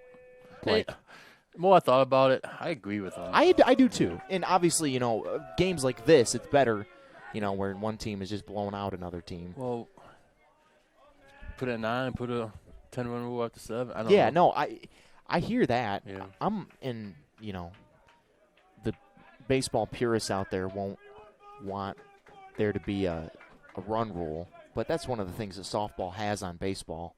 Yeah. Another walk, because then you see this. This is what happens. And a pitching change for Anderson. If there was a run rule, then, maybe we'd be having a different conversation. But another Carolina West call to the bullpen for the Trojans. Bears have loaded the bases for the 3rd time in 4 innings, looking to break this thing even more wide open. 7-0. Take a break, come back in a couple of minutes on the Bear Sports Network.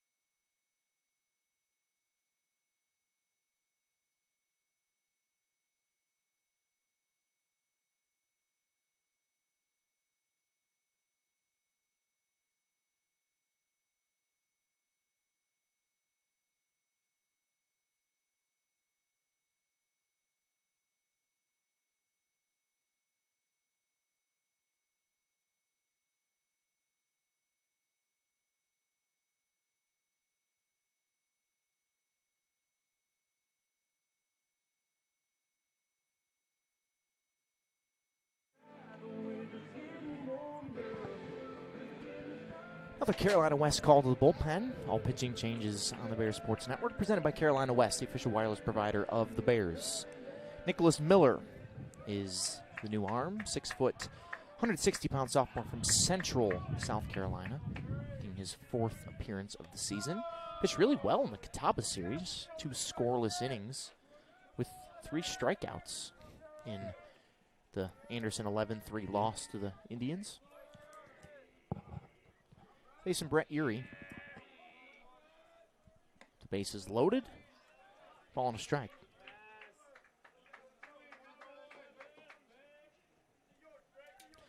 One for 2 for Brett. Single and a fly out.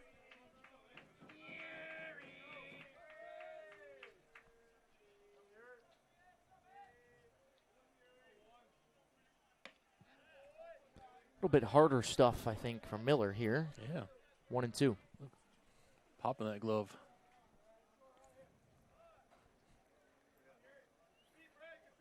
Curious why, based on his outing against Catawba and how he looks right now, curious why we waited so long to see him this weekend. Good eye from Yuri down at his ankles, 2 and 2.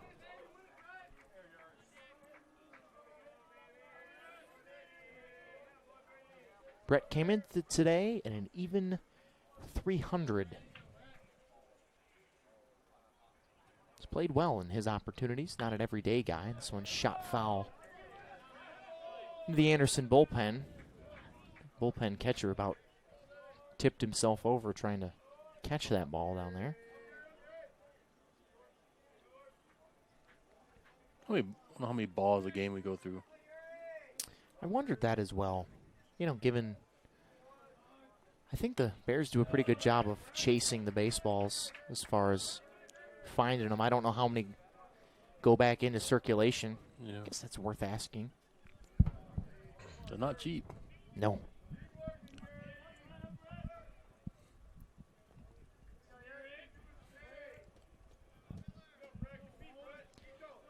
Perino at third, Laskowski at second, and Mackey at first. Popped up right side. LeGrand, the second baseman, as the infield fly rules in effect, makes the catch. Ooh, you gotta love that rule.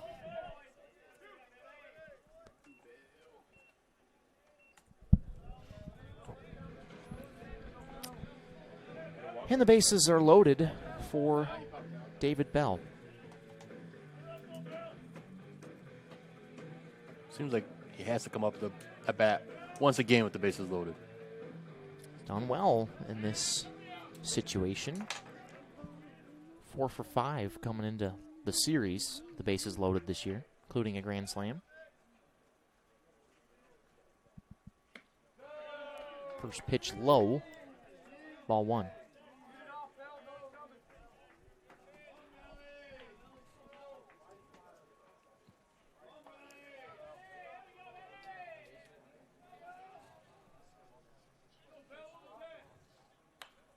Big swing at a fastball, middle in.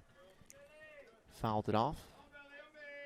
Bears have done well on offense in this game, but today just haven't been hammering the stuff that's in the zone as much as they have been of late. It's a little bit off collectively, I think. 2-1. I agree with that statement. There's a lot of pitches that guys that have been going all year long that I've noticed today fouled off or missed. Just not quite dialed in today. And that just happens throughout the course of a season. It's a long year. It's a grind. Uh-oh. Well, never mind. David Bell Told you. just blasted the second grand slam of the game for the Bears. He loves hitting with the bases loaded and has made this an 11-0 game. Young playing a deep left, and he didn't even move. Yeah. He's practically standing at the wall and just watched it fly right over his head.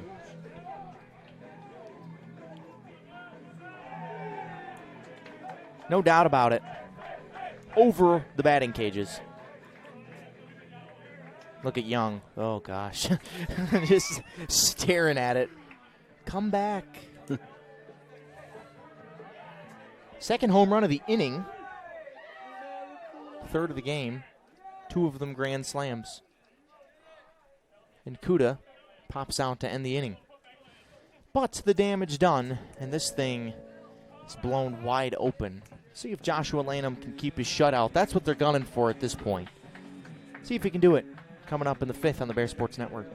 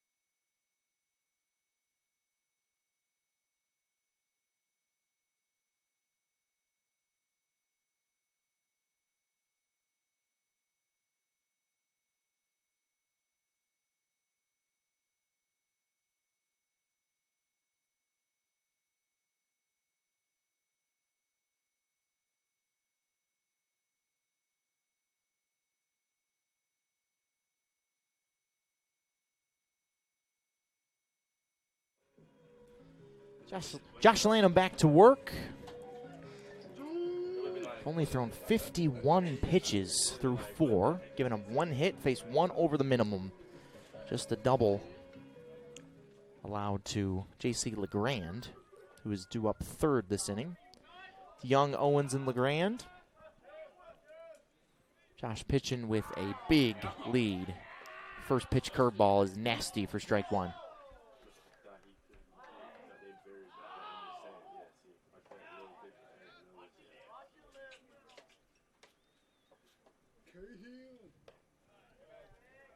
Gotta think it's kind of difficult for Josh to maintain his normal level of focus given the way that this game has gone. Lots of long innings and breaks for him. Bears have sent 8 men to the plate in 3 of their 4 innings so far.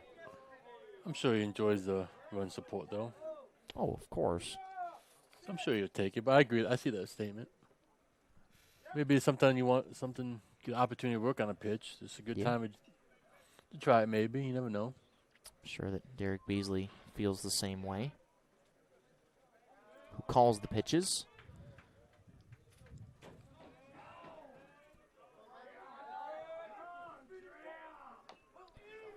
Young just waves the bat at it. Clarno springs out of his stance and fires a dart over to first. So methodical from behind the plate. I can't remember him making a bad defensive play the entire season. Yeah, that's a good point.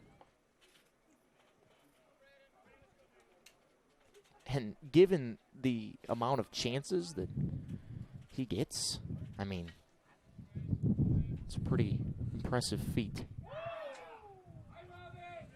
Lanham popping the glove right now. Strike 1 to Owens. Bears looking to wrap up win number 26, win their third straight series, as this is lined foul off the bat of Braden Owens, who's 0 for 1 with a ground out. So, lost game last week, dropped 7 positions in polls. So, 104 drop again next week. Well, the North Greenville game is happening before the polls come out again. No, I mean, the poll won't be released, but the voting happens before it. Owens just half-hearted swings at that one. Anderson's gone after a lot of tough pitches in this game, and that has a lot to do with the late movement of Lanham, but the Trojans haven't been nearly as disciplined at the plate in this second game of the doubleheader. feel like he can have potential to go to the next level.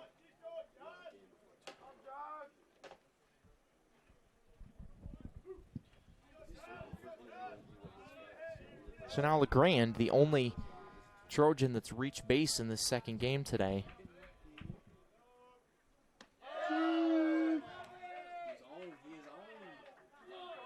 Pound in the glove for strike one.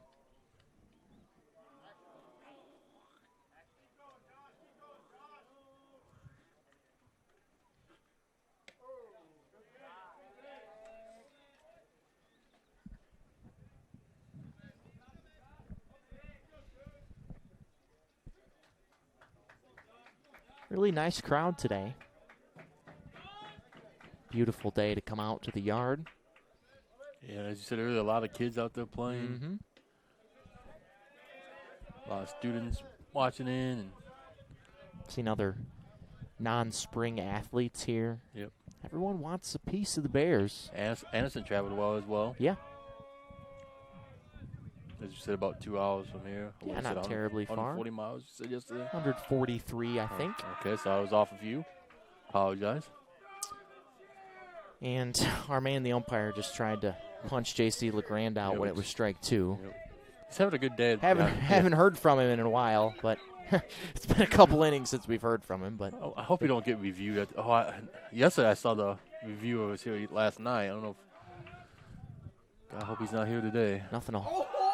Reviewer can't help the Bears. Lanham fielding his position, helping himself out, and has 5 shutout innings. Only 1 hit allowed, faced 1 over the minimum. A vintage Josh Lanham day. 11-0 Bears. We head to the bottom of the 5th on the Bears Sports Network.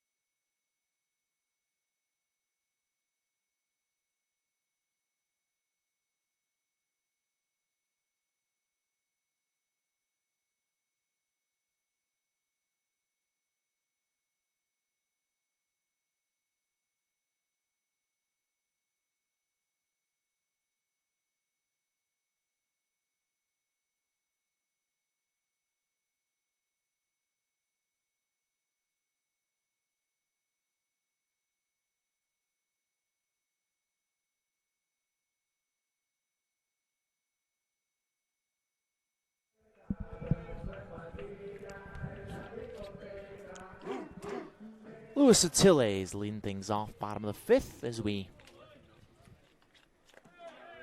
I don't know what the word is, limp to the finish line here. Limp is a good one. 11-0 Bears, spent all LR, 4 in the first, 2 in the second, 5 in the fourth. 2 grand slams today in game 2 for the Bears. 1 for Perino and 1 for David Bell. Tilles hits one hard, diving stop at third by Owens, and what a play. He has been dynamite this weekend at third base, and that might be his best play yet. That was definitely his best play. He's made a couple good 3 good running plays, charging. That one. Sliding to the backhand, long throw to get a fast guy by now, 2 don't pop steps. it up to him today. But yeah, well. I'm still going to chalk that one up to the wind. Yeah, oh yeah, the wind made it definitely. Inesta's got 2 home runs today. He's looking for number 3 right there, but was behind the fastball. +1 last night. Could it be the 3rd different Bear player of the week? Could be.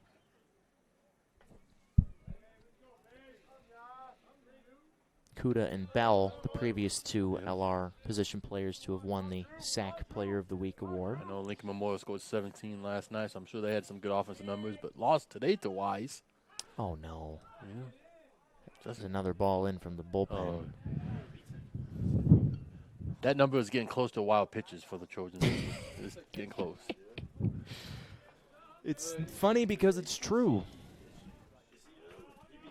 1-1 to Ynesta. Skipped in, almost hit his right foot. It's as far back in the box as you can be.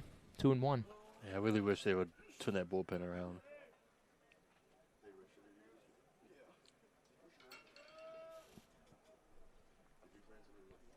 And the pitch. Ynesta swings at one in the dirt, probably just A little anxious. wanting to get his third one at this point in an 11-0 game. No doubter. Just last inning in the fourth. Almost forgot that he hit that. Yeah. I almost forgot that he hit it when Bell hit the grand When slam. you said 2 home runs, and I looked down to see who the other one was. So. Jason, funny. Full count. I'm sitting between two tired people here. Stream producer Danny on my left, and you all know Jason on my right. I kind of like the operation here inside the press box. I mean, it's a little harder to see. Do prefer to be outside, but when the wind's blowing the way it is, A lot more room to operate. you don't have to, wear your sunscreen. I'm still recovering from my half-face burn that I got the one day. Ynesta walks. Seriously, I looked like Harvey Dent.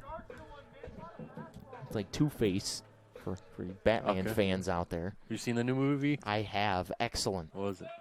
I might take Don't my take son. the kids. Oh, really? A little scary. Spider-Man's more. He Yes. wants to see both of them. We might do that tomorrow. Well, before hoops. It's just a little. I went by myself because, as I do, I like to go to the movies by myself. Danny lives right there. I know. She didn't want to go with me. I asked her. I live right there too. Yeah. Well, I'll just text you next time. Although you've got to sleep at some point, but Yeah. I just went by myself to Batman, and it was a little late night screening. I was a little jumpy. I'm not gonna lie. Riddler was kind of freaking me out. Clareno's ahead 3-0. I can't remember the last movie I saw. It's been before COVID. So. You haven't been to the movie theater since COVID? Oh, probably well before that. But Wow. I'm sure the wife dragged me to a movie before then. Movies are fun. I agree. I just don't have the time. You are a busy guy. You have to go to Food Line at 6 a.m. to get 100 boxes of Cinnamon Toast Crunch. You are a busy guy. We're not going to live that down. Back-to-back walks for Ynesta and Clareno. I haven't seen walks be a problem this weekend for Anderson until this game. Oh, I mean, overall, they got to be happy with the weekend. I mean, obviously, they were like last night, they felt got away from them, of course, but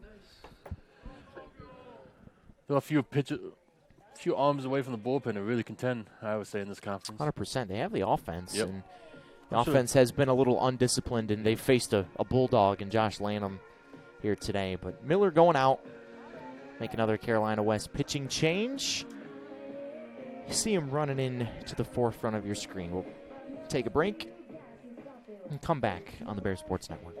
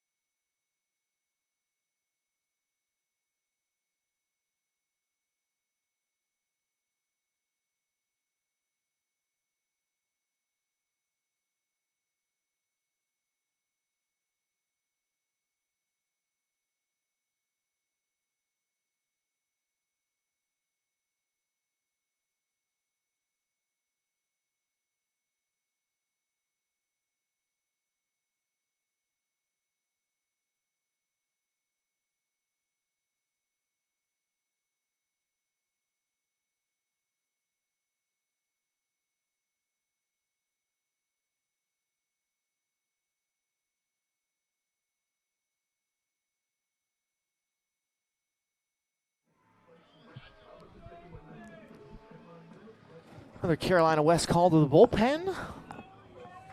As I'm sure you know by now, all of our pitching changes on the Bears Sports Network are presented by Carolina West Wireless, the official wireless provider of the Bears.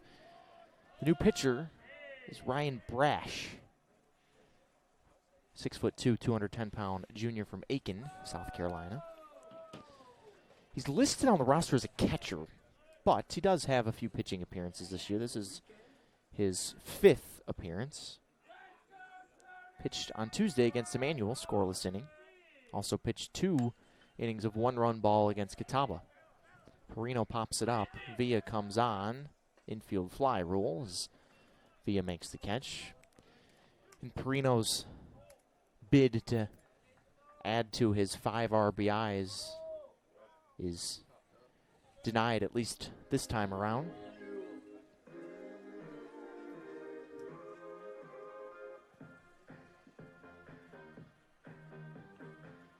So, I gotta figure out what Cole Laskowski's walk-up song is called, so I know what to call it. It's good, whatever. It's a good one. Yeah. I'm sure you could hear it in the background. Strike 1 to Cole. He's been hit by a pitch twice in this game, and also singled.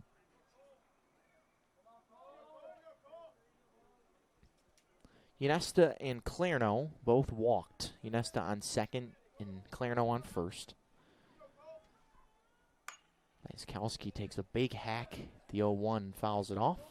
0-2.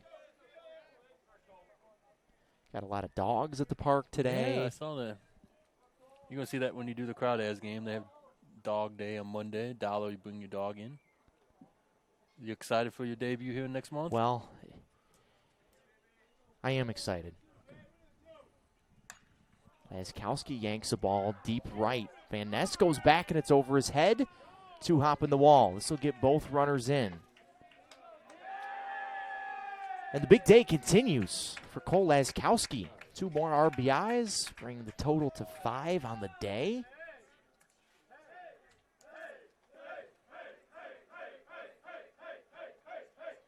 It's 13-0.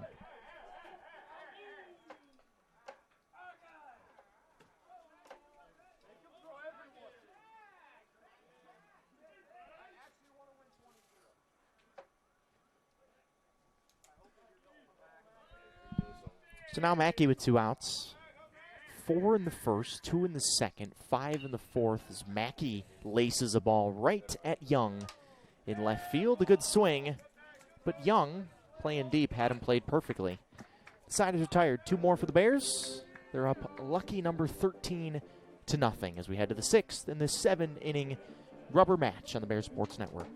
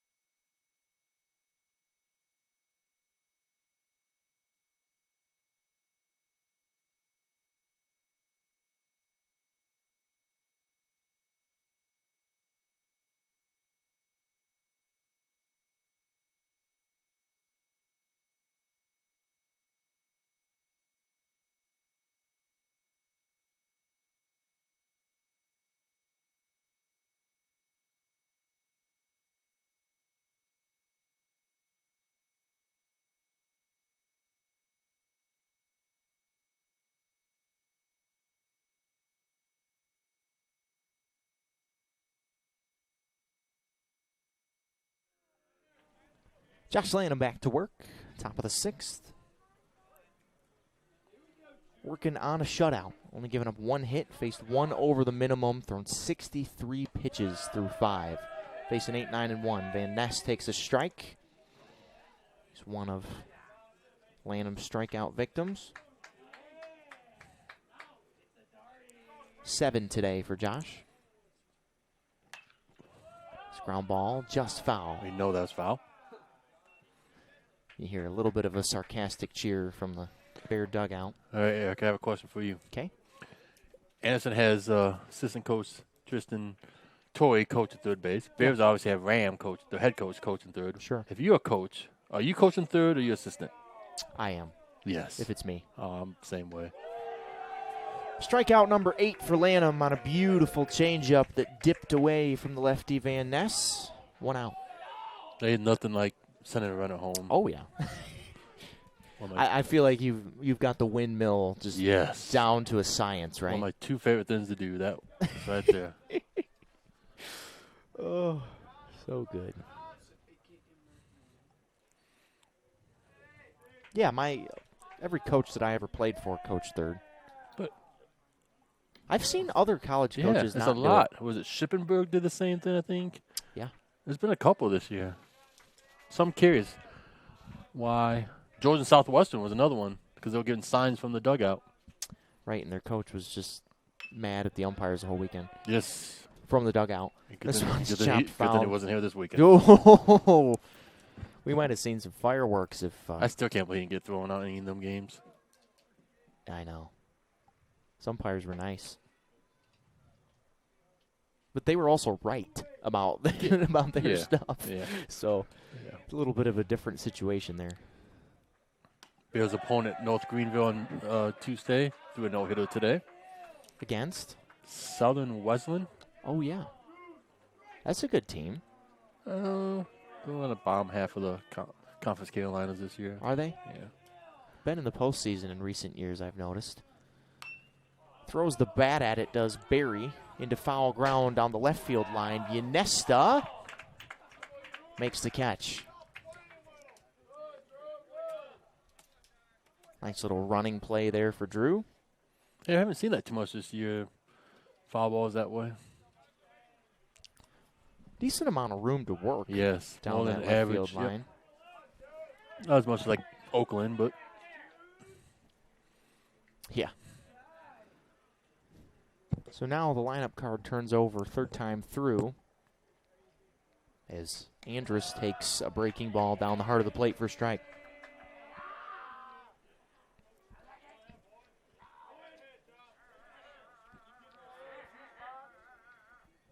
Lanham working fast, working efficient. Atiles, inning over. Quick and easy for Josh Lanham. 6 shutout innings for one of the Bear horses. We head to the bottom of the 6th. Bears looking to put finishing touches on a series win over Anderson this weekend.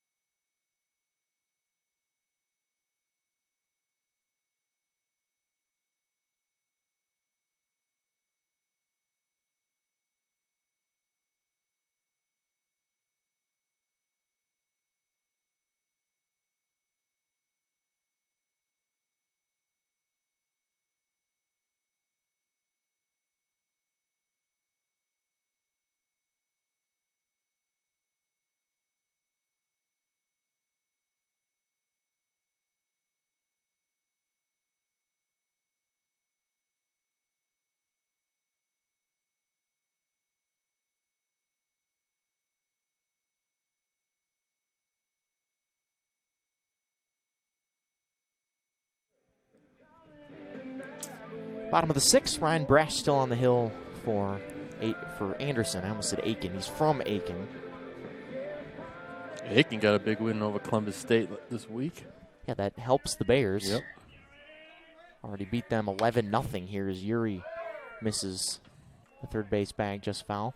Yeah, Columbus State's been second in the region, so they picked up the 4th loss. So I've not had a bowl of cereal in probably 35 years. This man buys 100 boxes of cereal and isn't going to eat one crumb of it himself. I don't understand you sometimes, Mr. Stubbe. Yep. Calculated moves. Calculated moves, he said. Oh, goodness. But something happens, we go back in quarantine. I have food in the house. There. Thinking ahead. Okay. You one of those people that was in the bunker when the COVID first hit? He's actually just got the Lucky Charm leprechaun himself down there. It was St. Patrick's Day this week. This one's popped up by Yuri. Van Ness makes a nice running play. The right field making plays in center field. Yeah, again.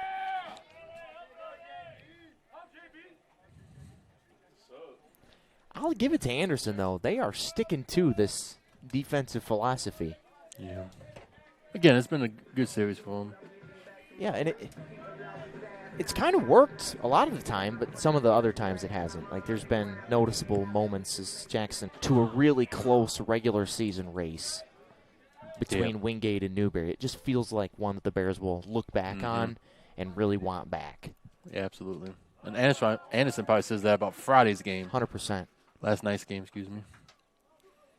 So. Because I think, Anderson, much improved team. Yeah. Good hitters in the lineup. Played really good defense the whole weekend. Ran out of pitching as Jackson Brown takes a strike. Almost pulled off the turf down there. I put ball in the system, and it was a strike. Anderson is going to be one of the best 8 teams in that conference. They probably won't make the conference tournament just because of the schedule. Right. But they'll definitely belong there. And Brown strikes out after the call goes against him. 8th game Jackson's appeared in, so he'll stay in right, I'm sure. As Scott Metzler now is pinch hitting for Kuda. He will not stay in center. No. Scotty will not.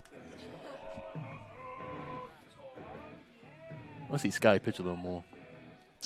Not today. He but just hasn't had the control. Yeah. He's got the velocity. Yeah. Just hasn't been able to find the command, which I'm sure he could. He has an OU eligibility, right? He does, yes. So plenty of time to get it. Could be an asset on the mound, though, for the Bears, for sure. Yeah. And at the plate. And has hit well in his. Exactly. I mean, he's had some really bad luck, too. Yeah. He's had a few gap shot extra base hits that were taken away by really good defensive plays early in the year.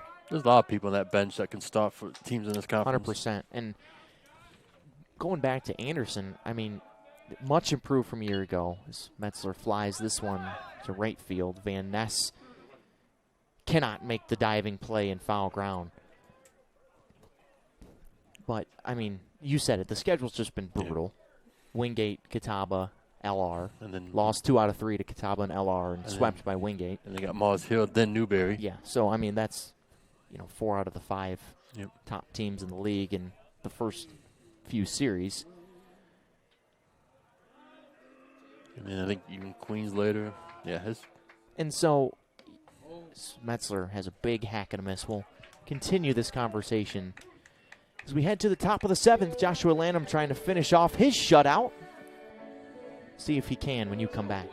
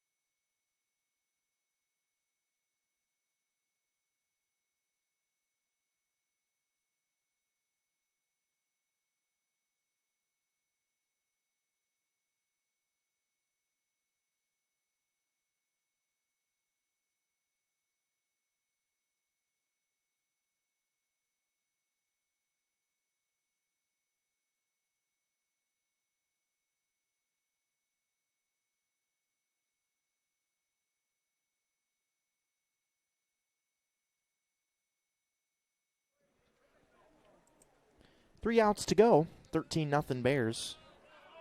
Josh Lanham's given up one single hit. Faced one over the minimum. So we head to the 7th. 2, 3, and 4 stand between him and his first shutout of the year. Some defensive changes for the Bears. Eric Ramirez at third. He's been good defensively when he's been in. Ethan Smith is in center. You mean Metzler didn't stay? No. Vea swings and misses 1-1. Love you, Scott, but center field is not your place. If today was a day, he could probably play it today, though. Right. 1-2. Fly out, ground out for Vea. Well, I'm glad he's leaving town. Ooh. Him and Hernandez. Did some damage in the first 2 games. But back to the conversation we were having before the break. You know, Anderson schedule just didn't line up for them. No, and it's a shame. Because this is a team, as Vea pops this one, this is big trouble, but Laskowski was playing so deep that he runs it down in the gap. Speaking of defenders that have been fantastic, that guy might be at the top of the list. But wish they gave Gold Gloves at this. Ooh, he should win at second base. We haven't seen everyone, but yeah, he's up there for sure. But I mean, Anderson, you know, they got blown out in this second game, but they pitched it. Maybe got a little lucky in the first game pitching wise, but they were around the strike. When you throw strikes, you know, you tip the scales in your favor. Yep. And it was play just good defense too. Yep, you throw strikes and play good defense and get enough timely hits. Yep. I mean, you're going to win a lot of games. So and that's exactly what Anderson did in game 1 today. When they split the conferences, is Anderson with us? Believe so, yeah. So Anderson, Coker, Newberry makes sense because all in South Carolina, Wingate, Catawba, Queens in the Charlotte area, then us be the That's 7th. it. So us and Mars Hill. Mars Hill goes the other way. Tennessee teams and Virginia teams. The Mountain Division. So it's the 3 Tennessee teams: Tusculum, LMU, and Carson Newman, and then Mars Hill. And UVA Wise will be in with them. Emory and Henry will be in. And who am I missing? It's 13. It's 7 and 6. So yeah. Who are we missing? That's it.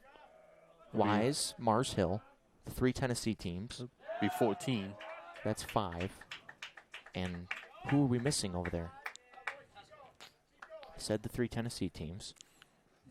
Oh, I guess the SAC team we're missing. We're Limestone. Limestone. So Limestone will be with us. us On Fox. So one of the South Carolina teams. Maybe I think Newberry might be going the other way. Okay. I won't for baseball size. I won't be disappointed about that. Yeah. One of the South Carolina teams is going the other way. Anderson's probably closest to Tennessee. Maybe they are. I can't remember. This one's roped down the line, but foul into the Bear bullpen. Here, I'm just gonna look. That will help. Yeah. I was trying to test. I was trying to test myself.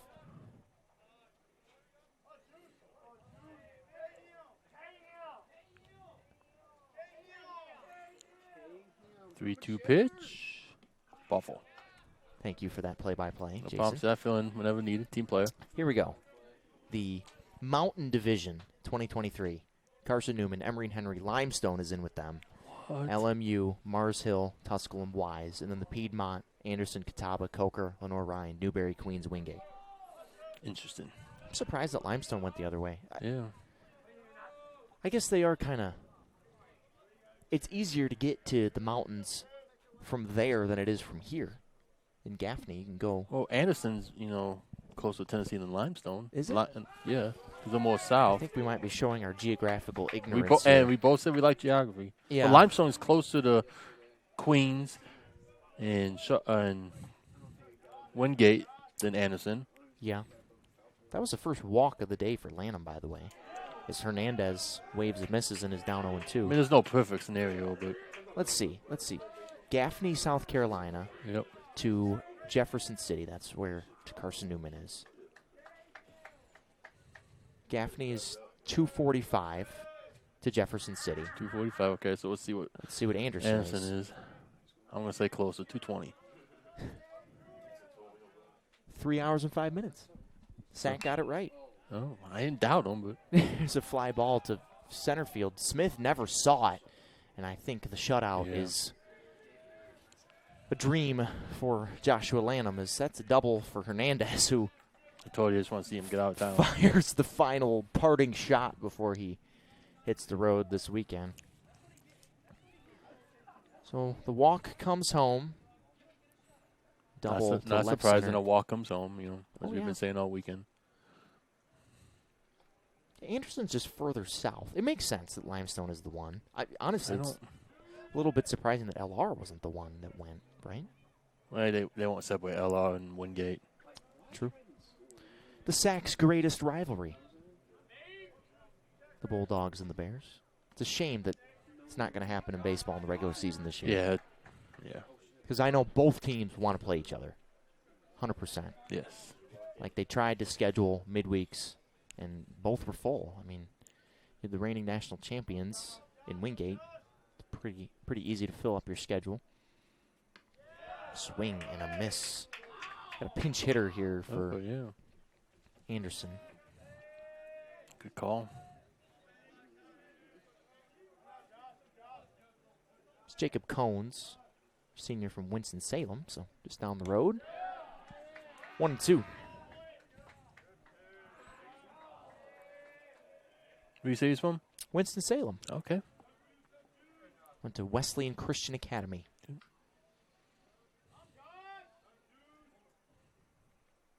And strikes out. Clarno has to finish it. Hernandez stays put at second. And Lanham's 1 out away from a 7-inning complete game. How many of those have there been today? Drop third strikes and Trojans just going after the nasty stuff down low from Lanham. That's the 4th, to my knowledge. Well, that's kind of a lot. So 92 pitches. As he said, he's been at between 95 and 103 in 4 straight outings. So 3 more pitches, he gets there. Can he get Owens out before then? Yes, Off the end of the he bat. can. Does Oh, it spin? oh, dive. Foul. Lanham sort of dove and flipped it to first. That seems a little unnecessary, given the 13-1 game. Surprised Claremont didn't get it.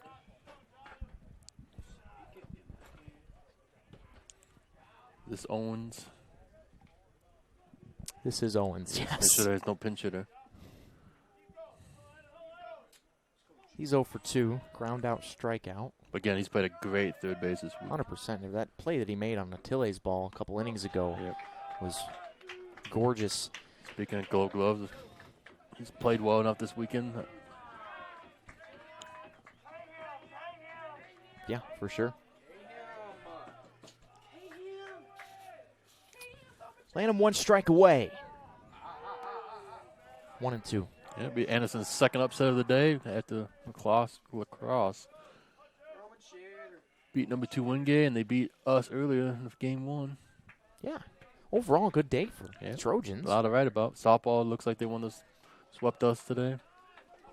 Yep, 7-5 in the second game. Anderson won. It's 2 good wins for Anderson softball. Yep. Hard place to play here. They got a lot of good stuff to write about tonight. 2-2 on Owens. Lanham delivers the pitch. Fouled off. Well, last minute, Michigan State Duke, who wins? I'm not going to publicly say Duke, so. Josh won 6 games last year in his freshman year. Yep. 6 games. The school record for wins in the season is 10, so you'll at least have, 6 more starts in the regular season left, I think. Maybe 5. And then postseason. So. Trying to think. Catawba next week, then Mars Hill, Hill, Wise, Carson Newman, LMU, 5 more. 5 more. Pass Clarno. And they throw to third. Safe. I think Ramirez missed the tag. But took a favorable bounce for Clarno. Getting the extra base up down 13-1. Hernandez, man. He's a grinder. He's Yeah. caught every pitch Yes. Anderson's thrown this weekend and still hustling out there on the base Yeah, pass. super impressed with him all weekend. I think safe, yeah. Good call. Full count pitch. Fouled off again. So 5 more starts this year and hopefully plenty of postseason opportunities. Yep. This is a disappointment today, the split, but You can learn from it, though. 100%. And the Bears obviously bounced back really well after the disappointment of Game 1. Even the win on Friday, little stuff they can do better, too. Yep. And they'll take that and have a big game Tuesday. Lanham looking for win number 6. Ground ball, foul. If you say you win 2 out of 3 games, you're happy. Yep. Win series, you're going to be in the postseason. Yeah. Simple as that.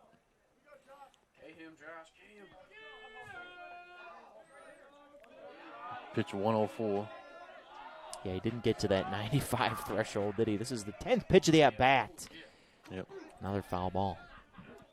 10 extra pitches that next week maybe we would like to have back, you know. But 105 is not bad. Friday, Saturday, 6 p.m. first pitch Friday night at Catawba. Then 3 and 6 on 3 and Saturday, 6. a little Yeah, I later didn't in the catch day. that. Another 3-2. Swing and a miss, and there it is. First complete game of the year for a Bear pitcher.